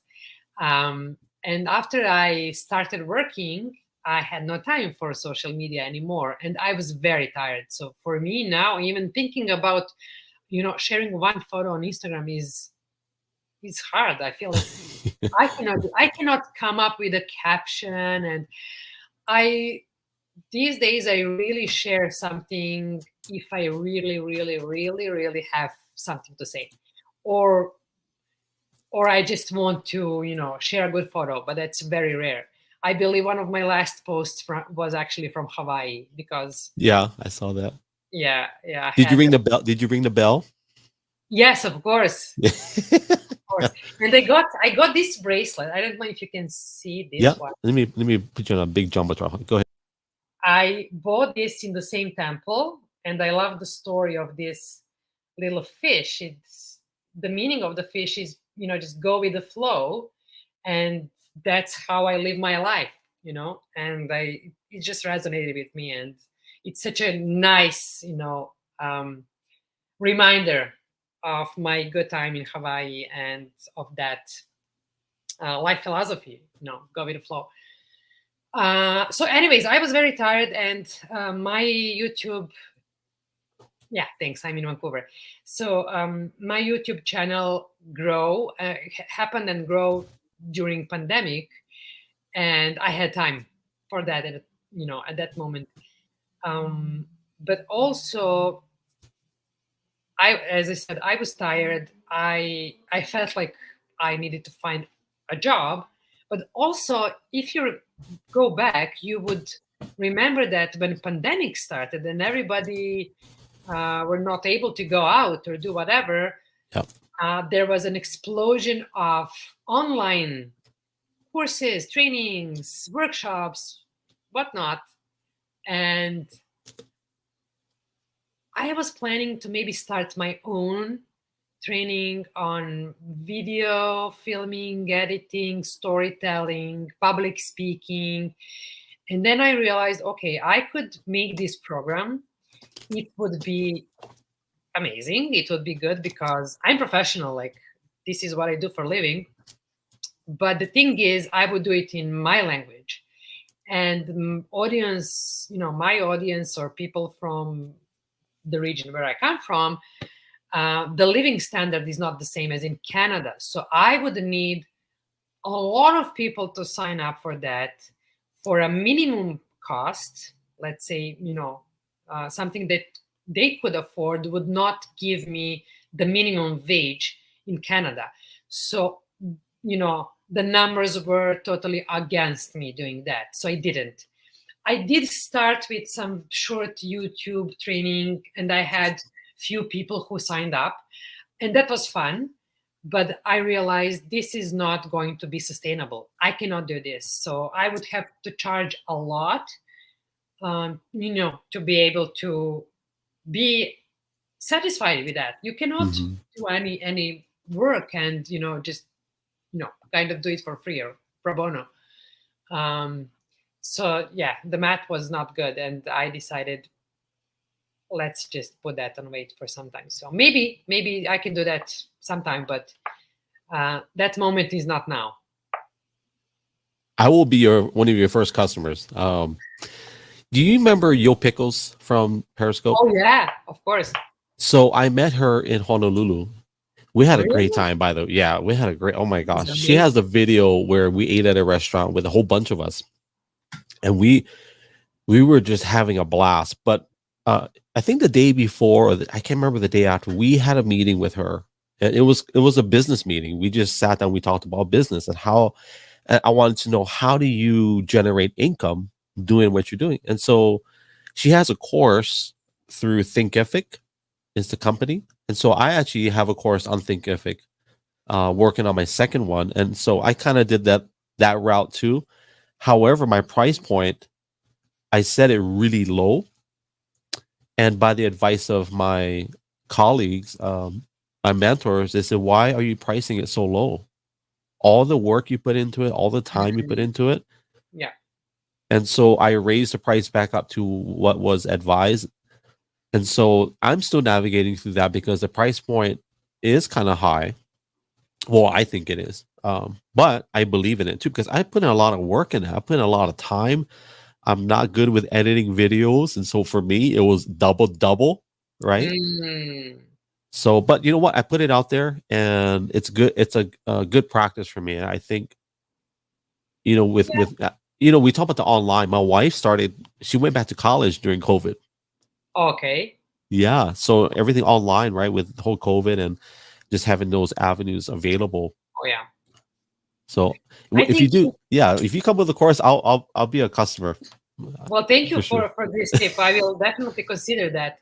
I remember when I was on Periscope, and it was maybe, let's say, a few months in, or maybe a year in. A friend who was at a time a big influencer in Serbia, and but at a time, not even like influencers would get paid. They would not be, Yeah. hired by companies. They would get some income here and there, but it was not something as common as is it now. But anyways, he had some, campaigns that he would run, and he had some revenue out of social media. And he asked me, okay, so are you monetizing Periscope? I was like, what are you talking about? Like, I don't even know how to monetize Periscope. Like, there's no, like, nothing like monetization on Periscope. That was long before, right? Yeah. Everything happened. And I think that's like, if you go back to that, thing of like feeding the algorithm. And the other thing is that also that you have to be a businessman.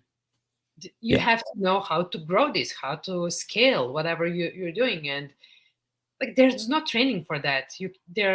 Like, you can try and see what does work and what not. But even if you talk about having trainings on different platforms, you have to promote your trainings, you have to advertise them, you have to Yeah. get some people who would be willing to you know pay for your course. It's so hard. Like, I don't know if that pays off. Like, I would be more than happy to hear that it does. So it does make sense. I think with the companies today that are willing to pay you on the ad revenue, that's something that we didn't have back in the day, right? Because Yeah. they didn't really have ad revenue Yeah. specific for that app. I will say there's one company that stuck with me since 2016. I'm looking at it. I was going to grab it, but I don't need to. But it's like Archon Mountains. They've been with me since 2016, and Oh, wow, that's amazing. I know about yeah, that. I remember yeah. that.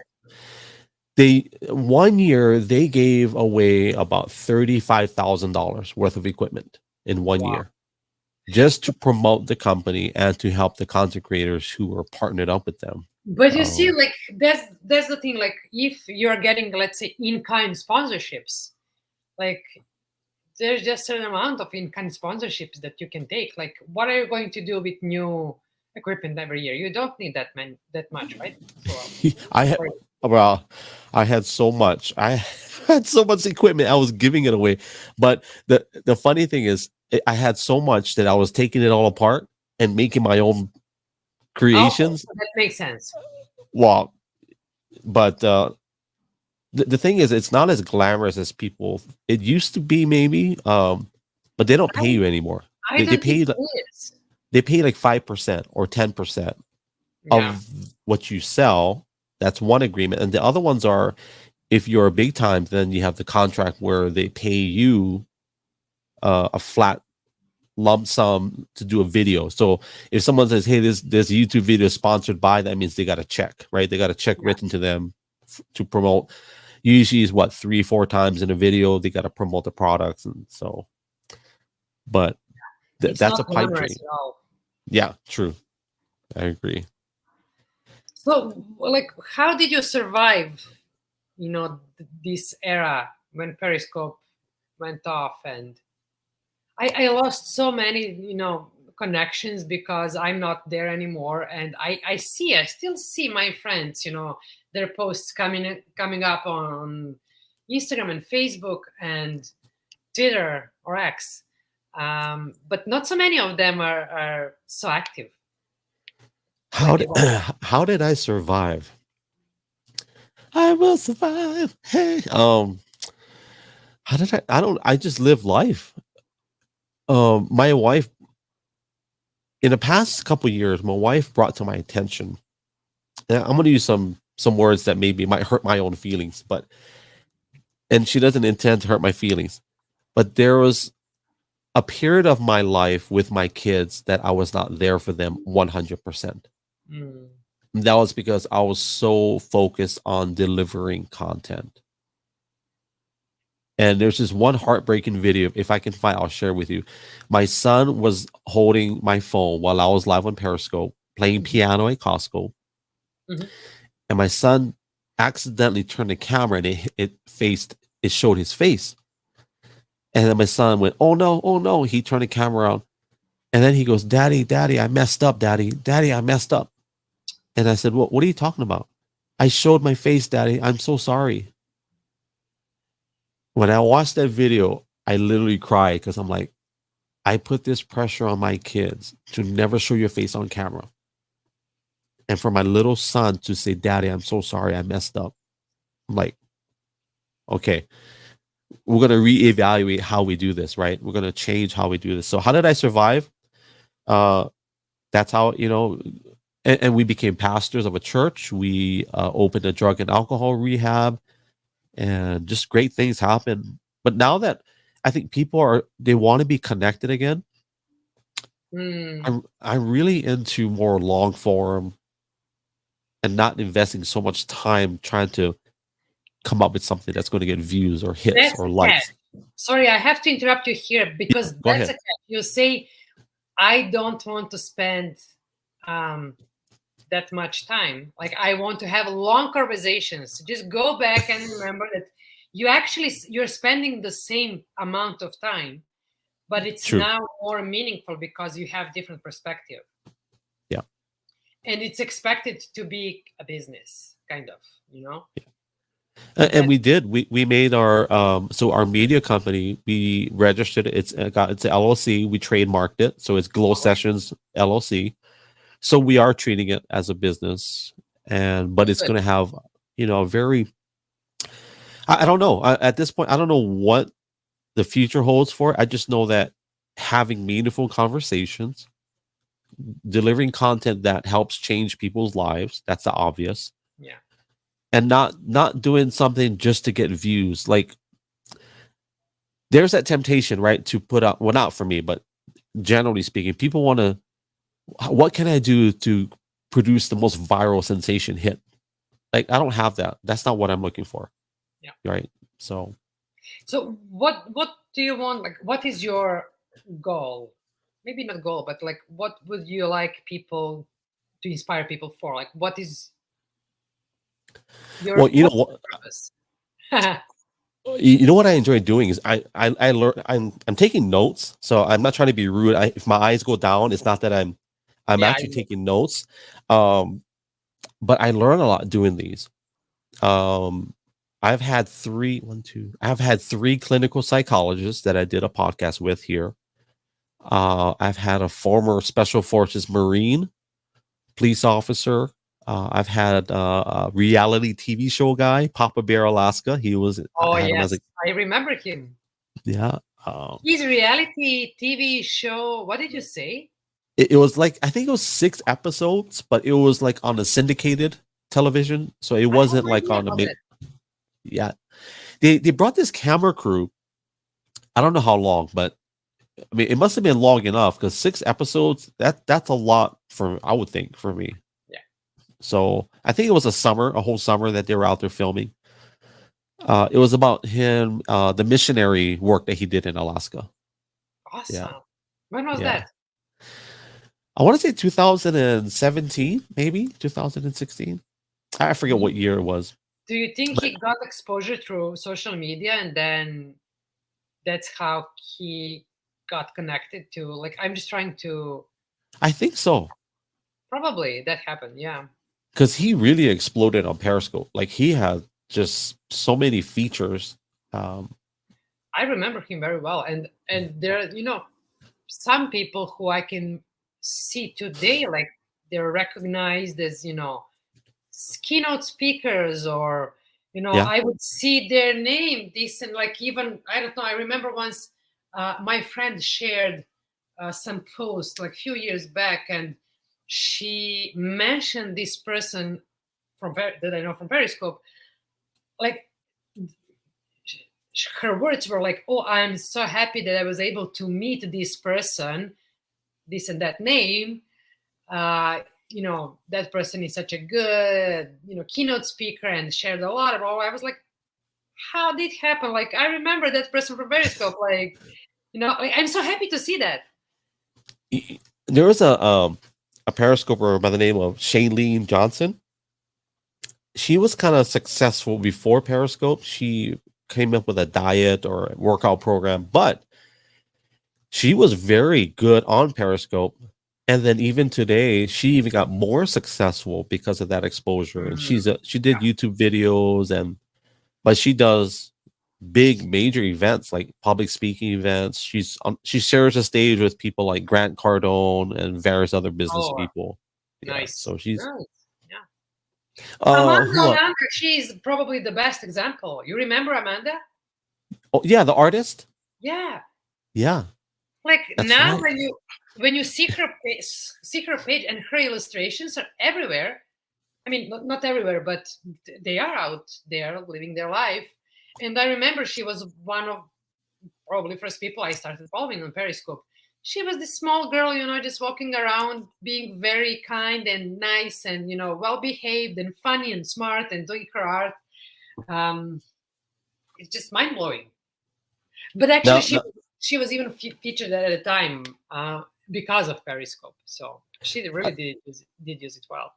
no, I can't speak for her specifically, but I do know that there were people that were independent contractors. They were getting paid per feature or per live stream.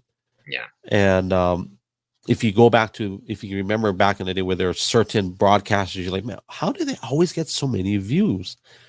So I can't say just because it was a private conversation, but one of the persons that did that a lot, who got a lot of a high amount of views, he ended up disclosing to myself and one of our business partners at the time that he got paid an independent contractor fee from Periscope or Twitter to do certain types of broadcasts. And how you would know is that he had access to different features within the app that none of us had, but he would promote them. I think I know who is the person you're talking about. Yeah. And hey, if that's, I think that's cool. If you're that good, because he produced great content. He's amazing on YouTube, by the way. Really? Yeah, I mean, just the high quality production value. I think he writes everything out really well because he's very professional. It's point to point to point. He there's no awkward B-roll material. It's all just and it all started with Periscope, and so obviously they rewarded him with that. So That's good. Yeah. Well, I have obviously a ton of things we can talk about, but I also want to be sensitive to your time. How are you on time? I'm okay. You're okay. So can we talk about? I have it written down here. In the area of, it's kind of a package deal, right? I think with the mental health, the poverty issues we talked about earlier. I know we're kind of going back into that, but the mental health. Would you say it's a mental health crisis in Canada in terms of services, people not getting maybe medications? I know that can be a political topic, but the mental health issues in Canada. I first of all, I am not expert, and like, this is just my opinion as someone who is very curious and like to ask questions and get answers and read a lot. I would say it's just maybe the opioid crisis getting new forms. Um, and I have not been here so long, so I would not know how was it before. But I remember even when I moved to Vancouver, it was not so bad, I would say, as it is now. I mean, COVID changed a lot apparently everywhere, and especially in that area. So if you're familiar with Vancouver, maybe you know, not people, a lot of people would know, but you know, you have heard about downtown East Side. Yeah. That's the area where a lot of people, homeless people, you know, drug addicts, and people who have different mental health issues live. Um, and I've heard a lot of stories. You know, when I was doing my research about that, I've heard a lot of stories. Like, yes, there are a lot of nonprofits, a lot of programming helping those people, uh, big budgets, like daily budget for those nonprofits and programming is around $1 million. So there is a lot of money for support, but it's not enough. And when you so I don't know, like, if that's true or not, like if there is enough money or maybe there's not enough money. Maybe we think it's a lot, but actually it's not. So, but anyways, if you don't go there, what I can see is that, and this is just my impression of, you know, reading all different facts and researches and history of like what led to opioid crisis first in America and then in Canada. So what I think it's, you know, this all liberal politics um, Mhm. actually, like resulted in this environment we live today. So when you think about what led, first of all, to opioid crisis and everything, would be like we would have to go back like probably 20 years or maybe even 30 years um, back. And like first overdose prevention site was opened in Vancouver 20 years ago. I don't know, like maybe that was even first in North America. I think they opened that one after a long legal battle with the government, and it was opened as a pilot program. And I think they actually recreated this program from maybe Switzerland or Portugal. I cannot remember, but it was 20 years ago. And if you think about the idea of, you know, overdose prevention centers and all different, you know, programming that support people living on the streets or with different addictions, like you would say, oh, well, this is good, this is really helpful, this is meaningful, and this will, you know, support them and, you know, give some tools and resources for people who are struggling to, you know, it's like a getaway. But like maybe that was the idea 20 years ago, but I don't think it resulted in what they hoped that it would be or they planned. Like I don't know what the outcome they had in mind, but it's not going in the good direction, because now we have a complete opposite of, like, you know, like overdose prevention center was there to help people who are in, you know, risk of overdose, and yes, they saved a lot of lives, but actually, okay, what I want to say, I don't want to go too deep into this, but I think it was not done enough on Yeah. prevention. So we are again doing the same thing, you know, putting patches here and there. This is just, you know, like band-aid for this issue or that issue, but nothing is done or not enough was done on prevention. So you don't have enough prevention programs, you don't have enough support programs. Like people who are in recovery have to turn either to, you know, very very limited resources funded by the government, or their families have to pay high prices, you know, like high amounts for recovery centers, and that's also very limited. So um, that's just one part of the problem. And we also have like different mental health issues that are arising from, you know, intergenerational trauma, that it is also connected to alcohol and drug abuse, but oh my god, it's so complex. Yeah. And I don't think we can think about one aspect of the story without, you know, thinking about everything that's involved there.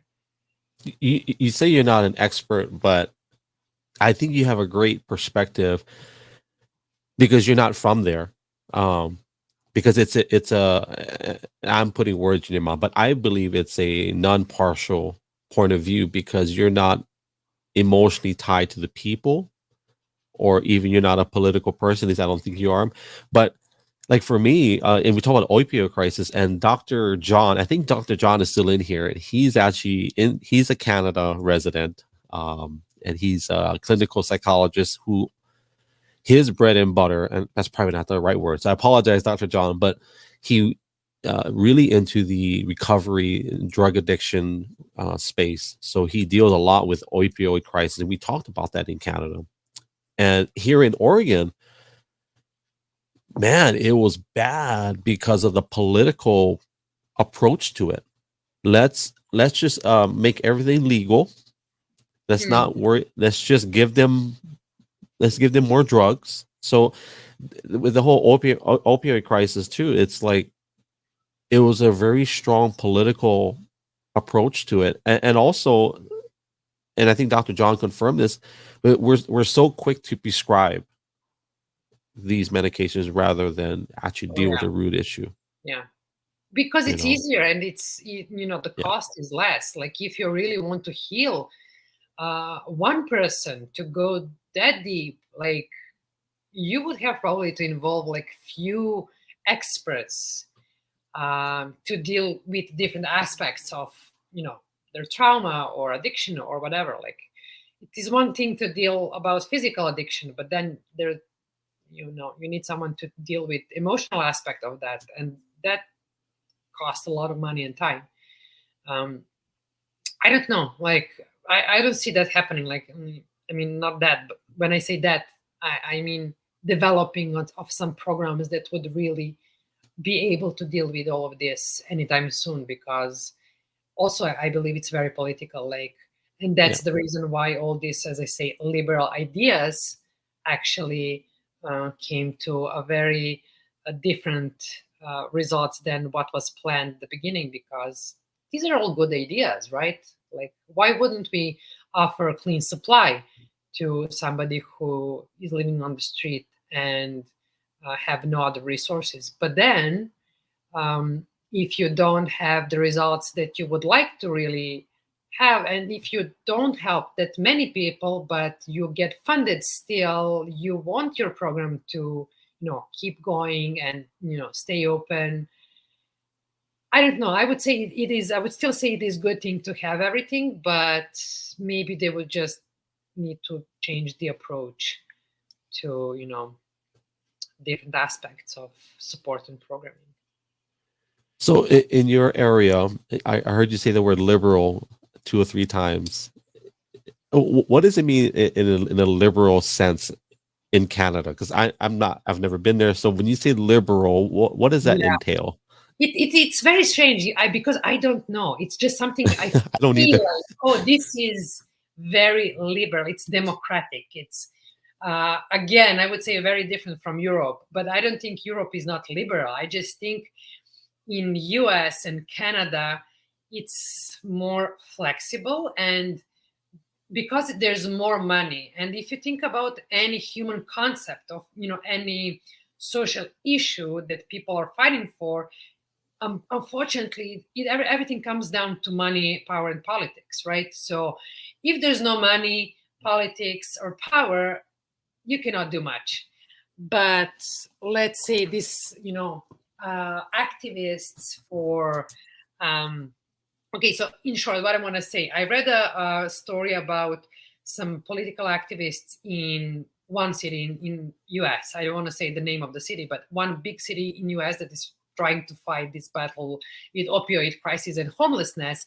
And residents of the city, so the journalists did a very comprehensive research on what people feel and think on both sides, and residents of that city express that they feel that activists, for liberal activists, for who were defending the rights of people who are living with mental health issues and drug addiction, just went too far by defending their right to choose if they want to be picked up from the street and get help from.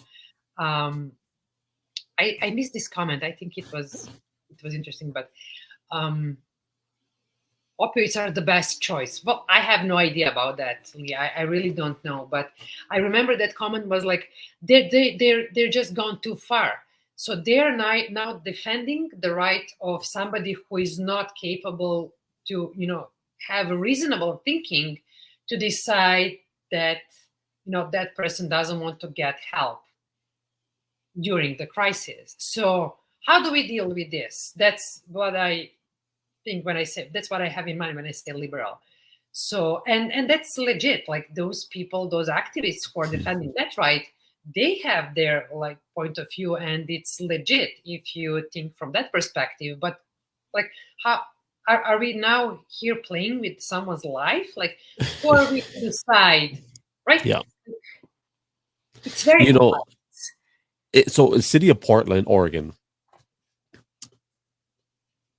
I think the word they used politically is on both sides of the aisle, liberal or conservative. Even Dr. John said the same thing in Canada, is that they use cities like Portland to experiment. There's no other word for it, to experiment. Let's just make everything available and let's not penalize them if they get caught with certain types of drugs or paraphernalia. Now, in Did he city of mention Portland, Vancouver in that context? huh? Did he mention Vancouver in that context? I think he did, but we kind of bounced back and forth because I think Portland went first with this experiment and then Vancouver followed after. So it's like, it was bad. Like people would be in the streets getting high in front of police officers and the police couldn't do anything because it was legal. Yeah. And it was so crazy. Like, that's not even liberal. That's like crazy, as far away from the core issue as you could get from it. But so what do you do about that? Like what was his perspective? Like I have to listen to that interview, and I would really like to. I know that the new governor that got elected, Tina Kotek, I think they're trying to backpedal it. But I don't know how you backpedal from that. I really don't know. I don't know how do you. That's what I mean when I say liberal, because like if you get a new political leadership that would, like to change something, they also get a pushback from different activists because, and I hate to say this, and definitely not everyone are in the same same, but like I've seen a lot as a journalist. As San Francisco as well, right? And LA and Seattle. So I've seen a lot, and I know how many times I was so disappointed to see that people are actually doing that just to get funding. So they don't care. They don't really truly care about people they are fighting for. They maybe do to some consent, but a lot of times it's just for getting the funds coming in. Yeah. And those people are very vocal. And how do you fight that? Like some very painful cuts have to be made probably in that kind of situation, so you can deal with. I'm a firm believer that the majority of those initiatives, at least the people that are pushing them, I think they have good intentions. But I do also believe there's a small percentage of those in power that are evil. Yeah. That have evil intentions. Yeah, I agree. So I don't know how you walk that back. I don't know how you walk. If you have a solution, let's write about it and put it out there somewhere. I don't think there is any easy solution to that, unfortunately. It is a generational issue. We talked about generational issues before, but that is something generation that's going to take time. Yeah. Because I might be wrong in saying this, but I don't think it's the government's job to fix the people. It's their job to provide and protect, but it's our job to rehabilitate ourselves or to create a new life or to create a better life. A previous guest I had. If you don't have resources, you cannot do that. First of all, true. when I spoke about prevention, I remember seeing one video. People who are living on downtown East Side were interviewed, and they were asked, okay, did you ever think about getting off drugs? And I remember one person, one female person saying, no, I started when I was 12. She was in her 40s, and she said, and I quote, I've never think about quitting because I was never told I have to do that. I was never told that this is not right or good for me. I was like, Yeah, oh, you did a documentary on one, I think. There was a guy, I can't remember which video it was, but he was speaking in English. oh I'll yeah, go look it up. yeah. It's about the downtown east side. Yeah, he works Yeah. there. And the resources I agree with. My wife is, I don't know how many years now, 28 years clean, 20, 26. Let's just say she's 26 years clean. 26 years clean from using crystal meth.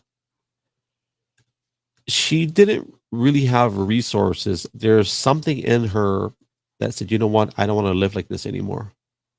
Oh yeah, but how And many? now, of course, she did have support. Of course, she had support, but she had to make that decision. And when I met her, she was off already for a while. Yeah, she's smiling. She was sober for a while, but still, even through our relationship and marriage, there's still things that we still have to walk through because of that. And for people that are out there and they're struggling, let me just throw this out there before I forget. If anybody is struggling with any type of addiction, please reach out to me via DM.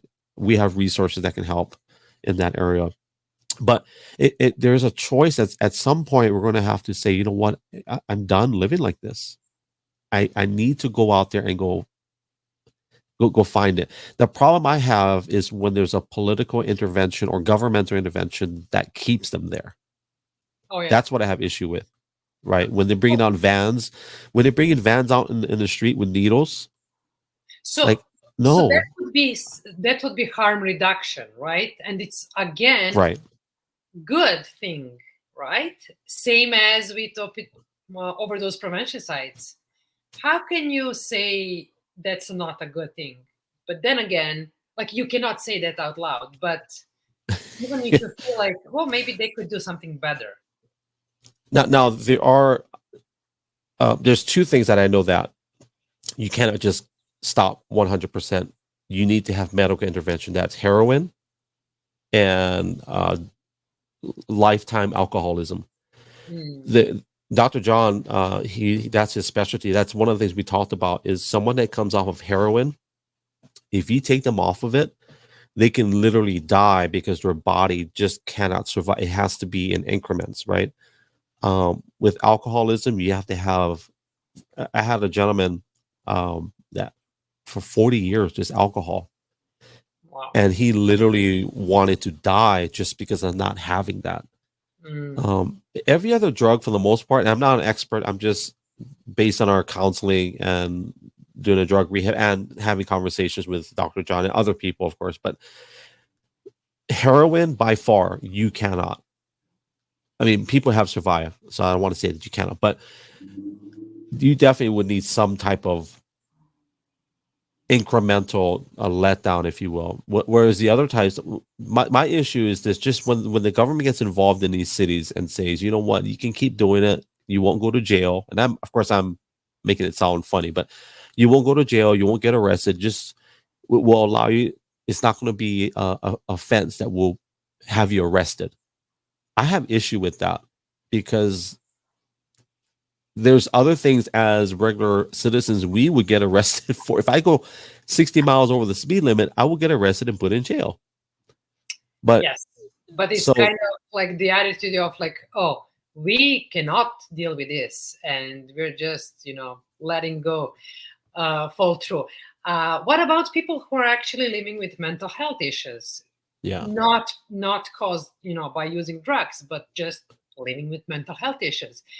In Vancouver, there was a hospital. It was the biggest in BC, and I think it was the only one in BC that would deal with different mental health issues, from light mental health issues to schizophrenia, and maybe even something harder.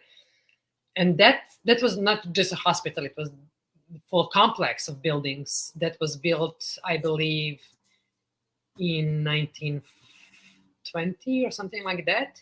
I don't know the exact year, but by mid 50s, they made a decision to close the hospital, and they didn't do it just overnight. The hospital was closed maybe late 90s or maybe even early. I don't know, maybe 21 or 2. I have that information in that video that you spoke about. Anyways, the point is that they actually just transferred people, I would use that word, from the hospital, people who were living in a hospital with mental health issues. They would just transfer them to downtown East Side or East Vancouver and let them live on the street, or some boarding houses, or I don't know what was the capacity, but and that was in 80s or 90s. So a lot of people were just left to live on their own, and they never lived on their own. So there are some nonprofits. I worked for a nonprofit organization that was open like almost 50 years ago to help people who were discharged from that hospital because they were not capable, to take their medicine every day, or just to deal with daily life, like to go and do groceries or whatever. And I don't know how it is now, because I didn't have any mental health issues, so I didn't have to turn out to seek help. But what I can see is that there's not a lot of support. So if you're living with a mental health issue and you're very prone, different like influences and like manipulations, like maybe you would easily go that path of drug addiction or alcoholism. You're basically on your own. I don't know what is what would be the solution for that, but also like I think we're just letting people deal with their mental health issues, intergenerational trauma or whatever, and knowing that they have no capacity for that. In Canada, what I learned was, so alcoholism is the number one. I even know the word, but and then marijuana is number 2. And one of the things that Dr. John was telling me, that because of the legalization efforts all across North America to legalize marijuana, it's not the same marijuana that mom and dad had back 40 years ago. It's different. Today it's a lot more toxic. So a lot of these guys that are taking these type of prescription marijuana, it's different. I think psychosis is the word that he used. So there's a surge that's going to be, he sees a trend when it comes to mental health. They're dealing with more cases in that respect. And so my question would be is, so there's a manual that psychologists have. I think it's called a DSM-5, and it's basically a list of all the diagnoses that they have.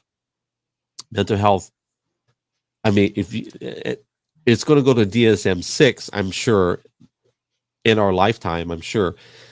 And I think the word that Dr. John used is that we're going to be overwhelmed. We're not going to have enough support for people that are in that space. Yeah. And I don't know how the hospitals, I know growing up, we always made jokes about, we used to call them the insane asylum. I don't know if that's probably not a politically correct word. Yeah, but yeah, it was back in time. Now they shut down most of those, if I'm not mistaken. A lot of those is shut down in our lifetime. I don't know. I know that one in BC was. Oh, and when they closed the hospital, the story that was like at the time in public was that they planned to open one hospital in each area of BC, so people would get help there or would be relocated there. That never happened. Now, where you went in Kaneohe, when you went to the temple, when you rang the bell, about 10 minutes down the road from where you went, there's actually a mental health hospital, a mental, I don't know, what do you call those places? It's where they cater to people with mental health institution. Institution, yes. There's one right there, close to where you went. Mm. And every month, somebody escapes from that hospital. Every month, somebody it goes into the news. And one of the guys that escaped there had mental health issues. He actually was convicted of killing somebody many, Oh, many years ago. And he actually escaped that hospital. They found him in San Francisco. how? I don't know. He I mean, how that person boarded a plane? I have no idea. And this is, this is after the TSA, of course. This is after they, so I don't Wow. know, but that mental health institution, they always have somebody escaping, Yeah. so Wow. That's it's another thing we have to think about. But I don't know. Like, I don't think there is an easy solution for this, and I don't think it's going to happen anytime soon. As you say, like a little more and more people living with different kind of mental issues, like anxiety and whatnot. And uh, I have I don't have a lot of knowledge about other thing that's happening in US, and I don't see that in Canada yet. But um, it's like medicating kids. But I'm reading some stories about oh, what type of medication? What do you well, say? that would be like starting with melatonin to different kind of hormones for kids who are um, defined as spirited or high to deal with. Oh, Back in Serbia, we would just call them, I don't know, probably spirited would be the best word, like kids who are too energetic, but not, I would not say bad behaving kids. Like kids are just kids playing, or not being ready to go to sleep whenever mommy and daddy says go to sleep or whatever. But like because I'm following a few groups on Facebook and reading like what parents are posting there. So when they ask for help, like the peers, like they're describing like different situations, where you would find just a spirited kid being spirited kid, like, you know, my kid is throwing tantrums because like, whenever we take iPad from her or him, I'm like, why are you giving iPad to your 3 years old or 4 years old? oh Like, my God. and then they seek help from psychologists in kindergarten or school, and then kids are getting melatonin or different kind of hormones or medication. So, and it's just a business model. It's like I don't know, is it a new business model or maybe old business model? Okay, Kids. I'll tell you this. Parenting takes hard work, I know. right? And I think outside of the business model, I agree with that 100%. Parents today are of a different fabric than what I was raised in. If I was spirited or energetic and I threw a tantrum, what medication my dad gave me? This is the medication my dad would give me. And then you would be traumatized kid. No, I I respected know. authority. but But I no, think because in US, and when I say US, I just say because like everything starts there, because like every new idea, because it's liberal, let's go back to liberal to that word. Uh, I feel like now when I listen to you, I feel like, oh, actually it's like instant gratification. Parents who were raised as, like I don't know, like having their needs fulfilled when they were kids, they don't know how to deal with whatever is frustrating for them now. So it's again, we go back to instant gratification. So they mhm, don't know better than to offer instant gratification to their kids. And now they're yeah. dealing with kids who are throwing tantrums because of any, I don't know, like small things or whatever. My son was throwing a tantrum for days, I think, about his playing with the iPad, or I forget what it was. Oh, the video games. So I come home one day. I think I was on a trip. I came home and my son gives me a really sad face. So I'm like, I already know. So my wife took away the video games for 3 months. 3 months they could not play video games. And it wasn't that they made a mistake. It wasn't about them making mistakes. It was about them being disrespectful. Mm. And so I ain't gonna lie, Irina. I told my wife, hey, that seems excessive and strong. But you know what? My boys are fine. They played outside, they got sunshine, so it wasn't abuse. How old was he? That was like 2 years, about a year ago. So he was like 10, 11, no, 9 or 10.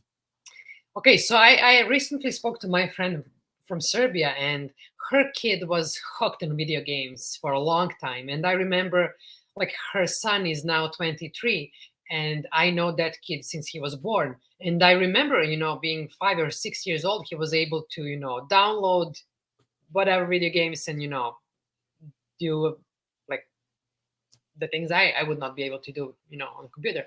Anyways, he was hooked. And then they moved in a different neighborhood that was very close to their old neighborhood, very close, not so far. And he found friends, and he just stopped playing video games because he would go out and, hang out with his friends. And he was maybe 18 years old at a time. And my friend was so surprised, like, what happened with this kid? Like, like he just found friends that he can hang out with.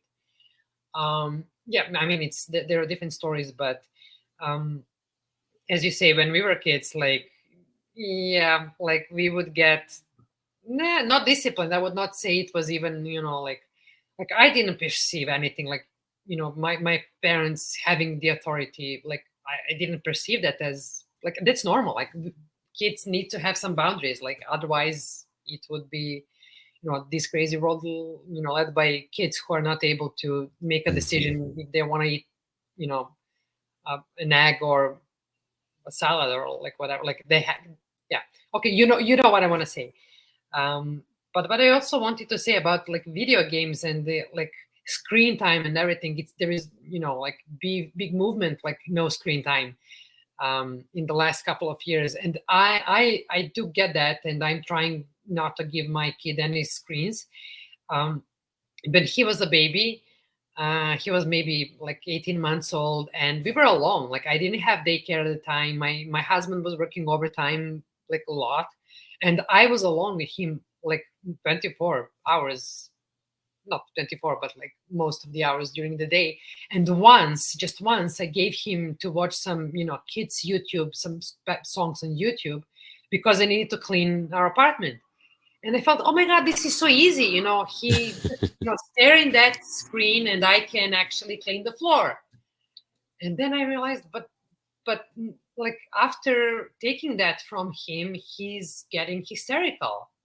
Yeah. It's so easy for everyone to get, hooked on whatever we're doing on screens. And I decided, no, like that's not going to happen. So I really hope like he will not get any like digital influence for some years now. He's 7 years old now, and they do use iPads in school for creating different projects. And he has his iPad, like my old iPad that I don't use anymore, but he has just one app, and he used that app for creating his books. That's it. He can go, he do Google search, but he doesn't know how to use it. He like his Google search is like he pressed the microphone icon and he say, let's say, a hamster, and then Google search gives him like hamster photos, and he used that for his book. That's it. And he started asking about video games because we have some family friends with older kids, and they play video games. And when we go to visit some friends, like he would play video games, but he knows that's not going to happen for some time. You ever heard of Family Link? No. It's made by Google. So I can be in Japan, I can be in Serbia, I can be in Canada. My son will call me. I'll be anywhere in the world. He says, Dad, can you turn on my computer? I said, yeah, I'll turn it on for you. I'll go on my app, and I'll give him 30 minutes. I'll give him an hour. It doesn't matter, whatever. And I also can see what he's doing. I can see what YouTube videos he's watching. I like that. Yeah, it's called Family Link. It's a great resource for parents that want to control screen time for their kids. Yeah. Thanks. I have a friend and she's marketing, and I remember when her son was maybe 13, started using social media very, very, shy. He was very shy, so he would not even post a lot. But what he didn't know was that actually she had all his logins, and she had her, his login is on her phone and her apps, and she was able to. It's not maybe ethical to go through his DMs, and um, but she felt like she needed to just not control him. Like she would never tell him like, oh, Yeah. you send this DM, but just to have some the idea of what he's doing on social media. And Well, yeah. it's scary though, because my son used to watch YouTube a lot, and we kind of had the same idea. Well, this is easy. Well, what I found was there are people, even on YouTube, that are grooming our children. They're putting out videos that have a kid perspective to them, to like cartoons. But I watched one of the history, and there's this guy who makes videos for children, and it's like a physics engine. So basically, you throw these objects off a cliff, Okay. and the kids get to see what happens to these objects. And as a parent, you're like, "Oh, wow, that's cool, physics." Well, what they don't tell you later on in the video, if you're not careful, you can choose what type of objects. So my son kept throwing humans off the cliff, and the humans' bodies would react to the physics, Wow. and it would land on the bottom of the canyon. And I was like, "What are you watching?" And my son, he's innocent. He didn't, but it's showing kids what it looks like when you throw people off a cliff. How do you even get that option on YouTube? Like you would have different like ending to the video. Because Different nobody's flagging it. So the guys the I flagged this channel when I caught it, but if people keep putting out videos like this, and it's, let's say the video is 12 minutes, sometimes in the middle of the video you can click, hey, watch the next video, right? You can click to the, my son would just click, and then there's different categories. It would show him, and then sometimes they have games that you can download that are like, so if I'm a content creator on YouTube, I can, you can do hyperlinks, or hey, for more info, click this link, or buy this. And so some of these links would send him to the Google store to download these games where he can play around with what he just saw on YouTube. So if you're not careful, man, my son was watching these murder, basically how to kill people. I'm like, son, what are you watching? And so that's when we started to limit his time and just monitor, because he's 11 years old, and it's, man, God forbid that I don't monitor that part of his life. Like, no, son, you can't watch people getting murdered. Well, like we have to, like, you are here, we are here to protect them, to educate them, to monitor them, to do everything, because like I had a training in neuroscience for parents, and I've learned that people are not emotionally capable of making good decisions for themselves until the age of 25. Yeah. 25. Yeah. And legally they are like well, not just legally. I had this conversation with my friend yesterday, actually. So basically, children or young people are legally allowed to go to nightclubs. In US, it's I believe 20 at the age of 21. In Canada, it's maybe 19 or something like that. But a lot of kids actually go and live on themselves, like when they turn 18. So at least like they go to college or university in different cities. So you have somebody living on their own, and legally that person is not recognized as being capable of going to the nightclub. But then the brain is not even fully developed yet. So it's very strange. Well, the other thing too is that when we talk about kids and children, is at least in the United States, some kids have legal rights outside of their parents already at 14. Yeah. And whether it's a physician or an educational institution, they're not required to tell the parents, because that kid has legal rights technically as an adult to make their own life-changing decisions. And this is not getting political, but I know they're trying to stop it. But kids today, certain cities, they are allowed to have life-changing things done to their bodies without their parents' consent. Yeah, that's very I good. think they call it mute. It's not a nice word, but like mutilation Oh yeah, of the like sex changes or whatever they're doing. yeah, I know. And that's crazy that they allow that it's even legal for a physician to do that to a child outside of the parental consent. Absolutely. Well, I understand the perspective of, again, I would say, activists, liberal activists that are, fighting for that agenda, because I'm absolutely sure there were many persons who suffered, living with a identity they were not able to choose for themselves. But then again, if like, and that's the battle between, science and society, like in many different fields, not just in this one.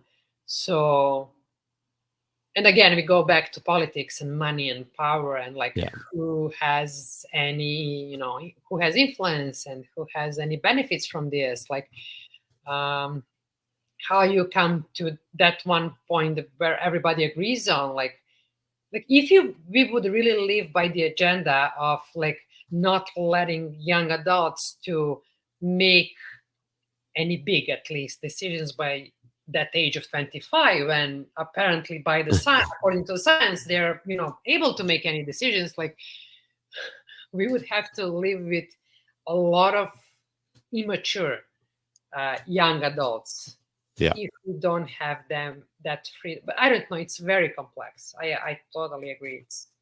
Well, that is a good point to the other side of what I said, right? Because so if we subscribe to science and science says 25, so Yeah. that means you can't buy alcohol, you can't get a operation on your body. But then again, we go back to the history and we see like all famous, political or war leaders were like in their like the highest power when they were 27, 23, 29. Yeah. But yeah, like the society was very different at the time. Also, the lifespan was, they would probably, people would not live longer than probably 40 years at the time. So, Well, that's probably why they accomplish so much, because they don't have much time. Yeah. probably, yeah, yeah. Well, I think we're about that landing stage. There's so much to catch up on, and I'm excited to see what your next chapter of life will be. Thank you. Thank you. I will say you inspired me to get better at the back end of things. I love doing lives, and I want to get better at doing the YouTube quality. All my YouTube content is replays of live streams for the most part. I have like maybe 10 or 12 videos that are production. Because you have to repurpose the material. It's like you have only a certain amount of hours, right, in a day. But if you need any I don't know, professional advice about filming, editing, or repurposing the material, I'm here. I do appreciate the fact that you're I guess the word is writing. I want to get good at the writing part of it. I'm good at telling stories. I've always been, when it comes to, if I click the record button right now, I will do 77 takes before I even get one good one. That's normal. I'm not good at pre-recorded, but you know what it is, Irina? I think part of it is that I don't follow my script enough, or I don't know it good enough before I click record. So I'm going to get better at that part, is writing it out and understanding it before I click the record button. It's normal to do it a few times. Like it really depends. Sometimes we are tired, not focused, not in the mood. Like nobody talks about that. Like we have days when we don't want to do this. Like I just want to have nice, relaxing day today. I don't want to put my brain on and like talk about whatever. I can love this job, and I would maybe very involved in the topic, but sometimes you're just like, I cannot do this. Like, that's normal. But A I lot of my video production or audio is done after midnight. So sometimes it is hard for because we have family and life. So a lot of it's done after the kids go to bed. So it's sometimes it's challenging. And then I have neighbors too. Well, I have one neighbor, but I try not to get too loud and try to soundproof everything. But I agree. Sometimes you don't want to do it. You don't want to do it. it's hard. It's very, very hard. Like, people don't realize how hard this job is, because like you see just the final product on the screen, but that's just a fraction of what was needed to be done in terms of preparation and filming and editing and everything. Well, Irina, I want to just thank you very much. I'm extremely grateful for the time that you gave. And before we do rapid fire, are there anything off the top of your mind you want to share before we do rapid fire? No, I just want to say that I'm very grateful, and I want to thank you for this opportunity, because we haven't connected in a while. And it always brings good vibes and good emotions, when I think about that, Periscope time and my friends, because I value that really, and I keep those memories and people very close. And even if we, maybe we would not be in touch, but as you say, like, you would easily get, connected with someone, and you just go back to that flow. And it's very important, that you still have those connections. I think that's priceless. So thank you for that. Thank you for, and thank you for doing whatever you do. Like, you're doing a lot. And I think you're influencing a lot of people. So, and it's hard. I know how hard it is. And thank you for doing that. Well, thank you. All right, let's go. Number one, why did you do this podcast or live stream today? Oh, because I love to talk. No, because it was you. I just as I said, like, because it was you who invited me, and I appreciate what you do, and I really enjoyed, meaningful conversation. We mentioned this like term, like meaningful, quite a times in this conversation. I think it's very important. So that's why I knew it will be meaningful. It will not be just to fill this time. Number two, money or logistics not an issue. Where do you take your family for 30 days? For 30 on a days. vacation. On a vacation. Oh, so many places. Oh, right now, this moment, I would say Hawaii, because I want them to see that heaven on earth. Otherwise, like Hawaii and Spain and Italy. Okay, that's doable. Number three, steak or seafood? Seafood. Number four, you get an offer from CNN or Fox News to be their news anchor. Who are you going to go with? BBC. Sorry. You can't. It has to be CNN or Fox. Probably CNN then, but that would be very, very hard choice. If I have to, only if I really, really have to. Number five, when you are ready to retire from working physically or creatively speaking, where do you reside? Serbia or Canada? Montenegro. Where is Montenegro? Montenegro is just next to Serbia. It's where I spend every summer growing up. I have a summer home there. Okay. And it's where my soul is. Number six, how do you say Hawai? How do you say that word? Hvala? Hawai. How do you pronounce it? Hawai. How do you pronounce it? Say it again. In Serbia? In our native language, how do you say it? Hawaii. You actually said it right. So it's actually Hawaii. So Hawaii. in Hawaiian language, we say our W's are V. So you actually said it right the first time, Hawaii. Hawaii. Yep. That's how we say it in Serbian. We say Hawaii. Yeah. What, Number 7. What is the other?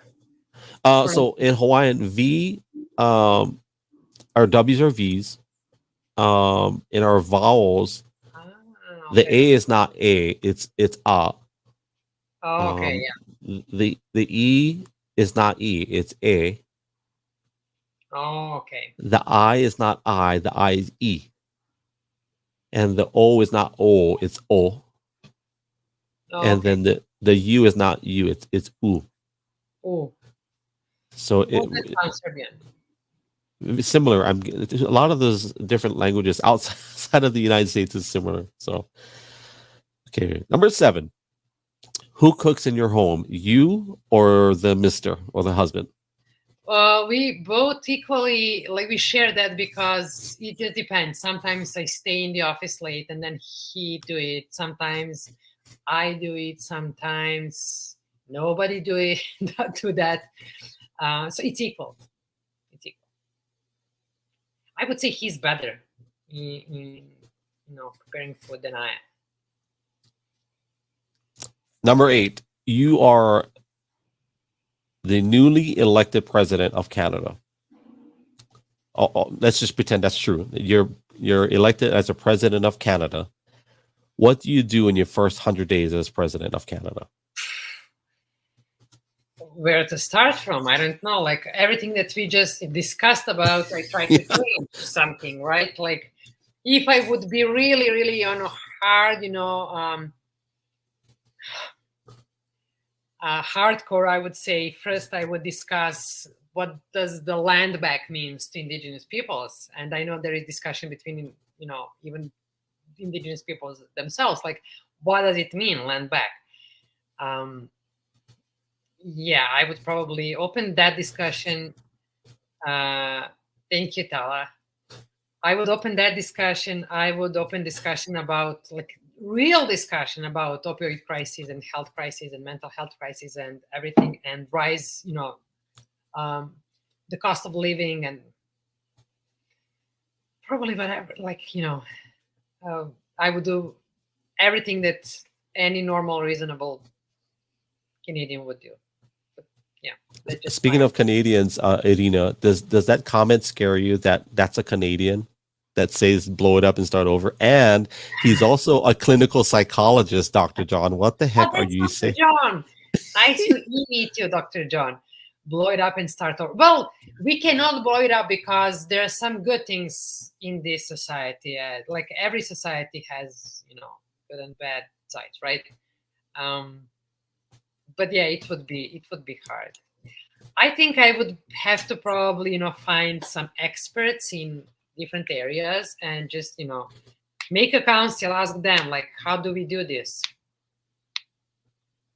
If I was president of the United States, my first 100 days, what I would do, I would spend the first 50 days, like what you said, finding the best leaders. Yeah. And then the next 20 days, I would come up with solutions. And then the last 10 days, my math is bad, whatever the math is, the last week, implement. When do you go on vacation? I would never. And, I'm not getting political, but in the last debate with Trump and Biden, Trump said something that really caught my attention. He said that, and I don't know if it's just politics or whatever, but he said something that really got my attention. He said that, and let's just pretend it's not Trump saying it. Who cares who it is? But he says, I didn't even want to run again, but I saw the way that you're running the country, and now I gotta get back in office and run this country again. And I found it funny to hear that statement. I've never heard of any political candidate say something like that. And you take the names out of the picture. It makes sense. If I was a wealthy person, I would not want to become president of any country. I just want to enjoy life with my kids, my grandkids.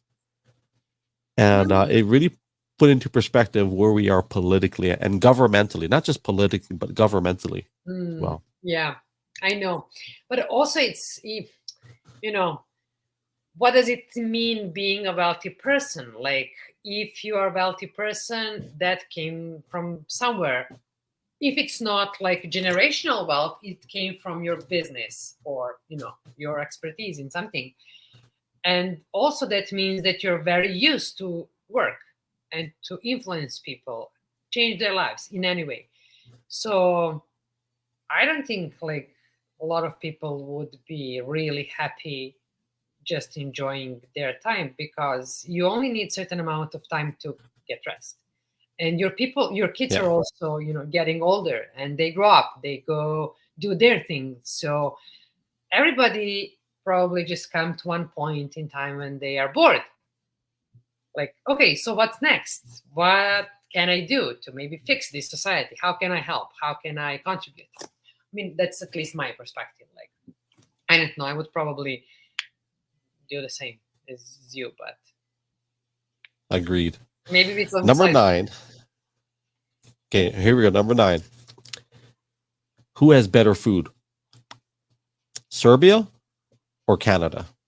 Canada, definitely, but it's not Canadian food. It's just the variety of all different food from around the world.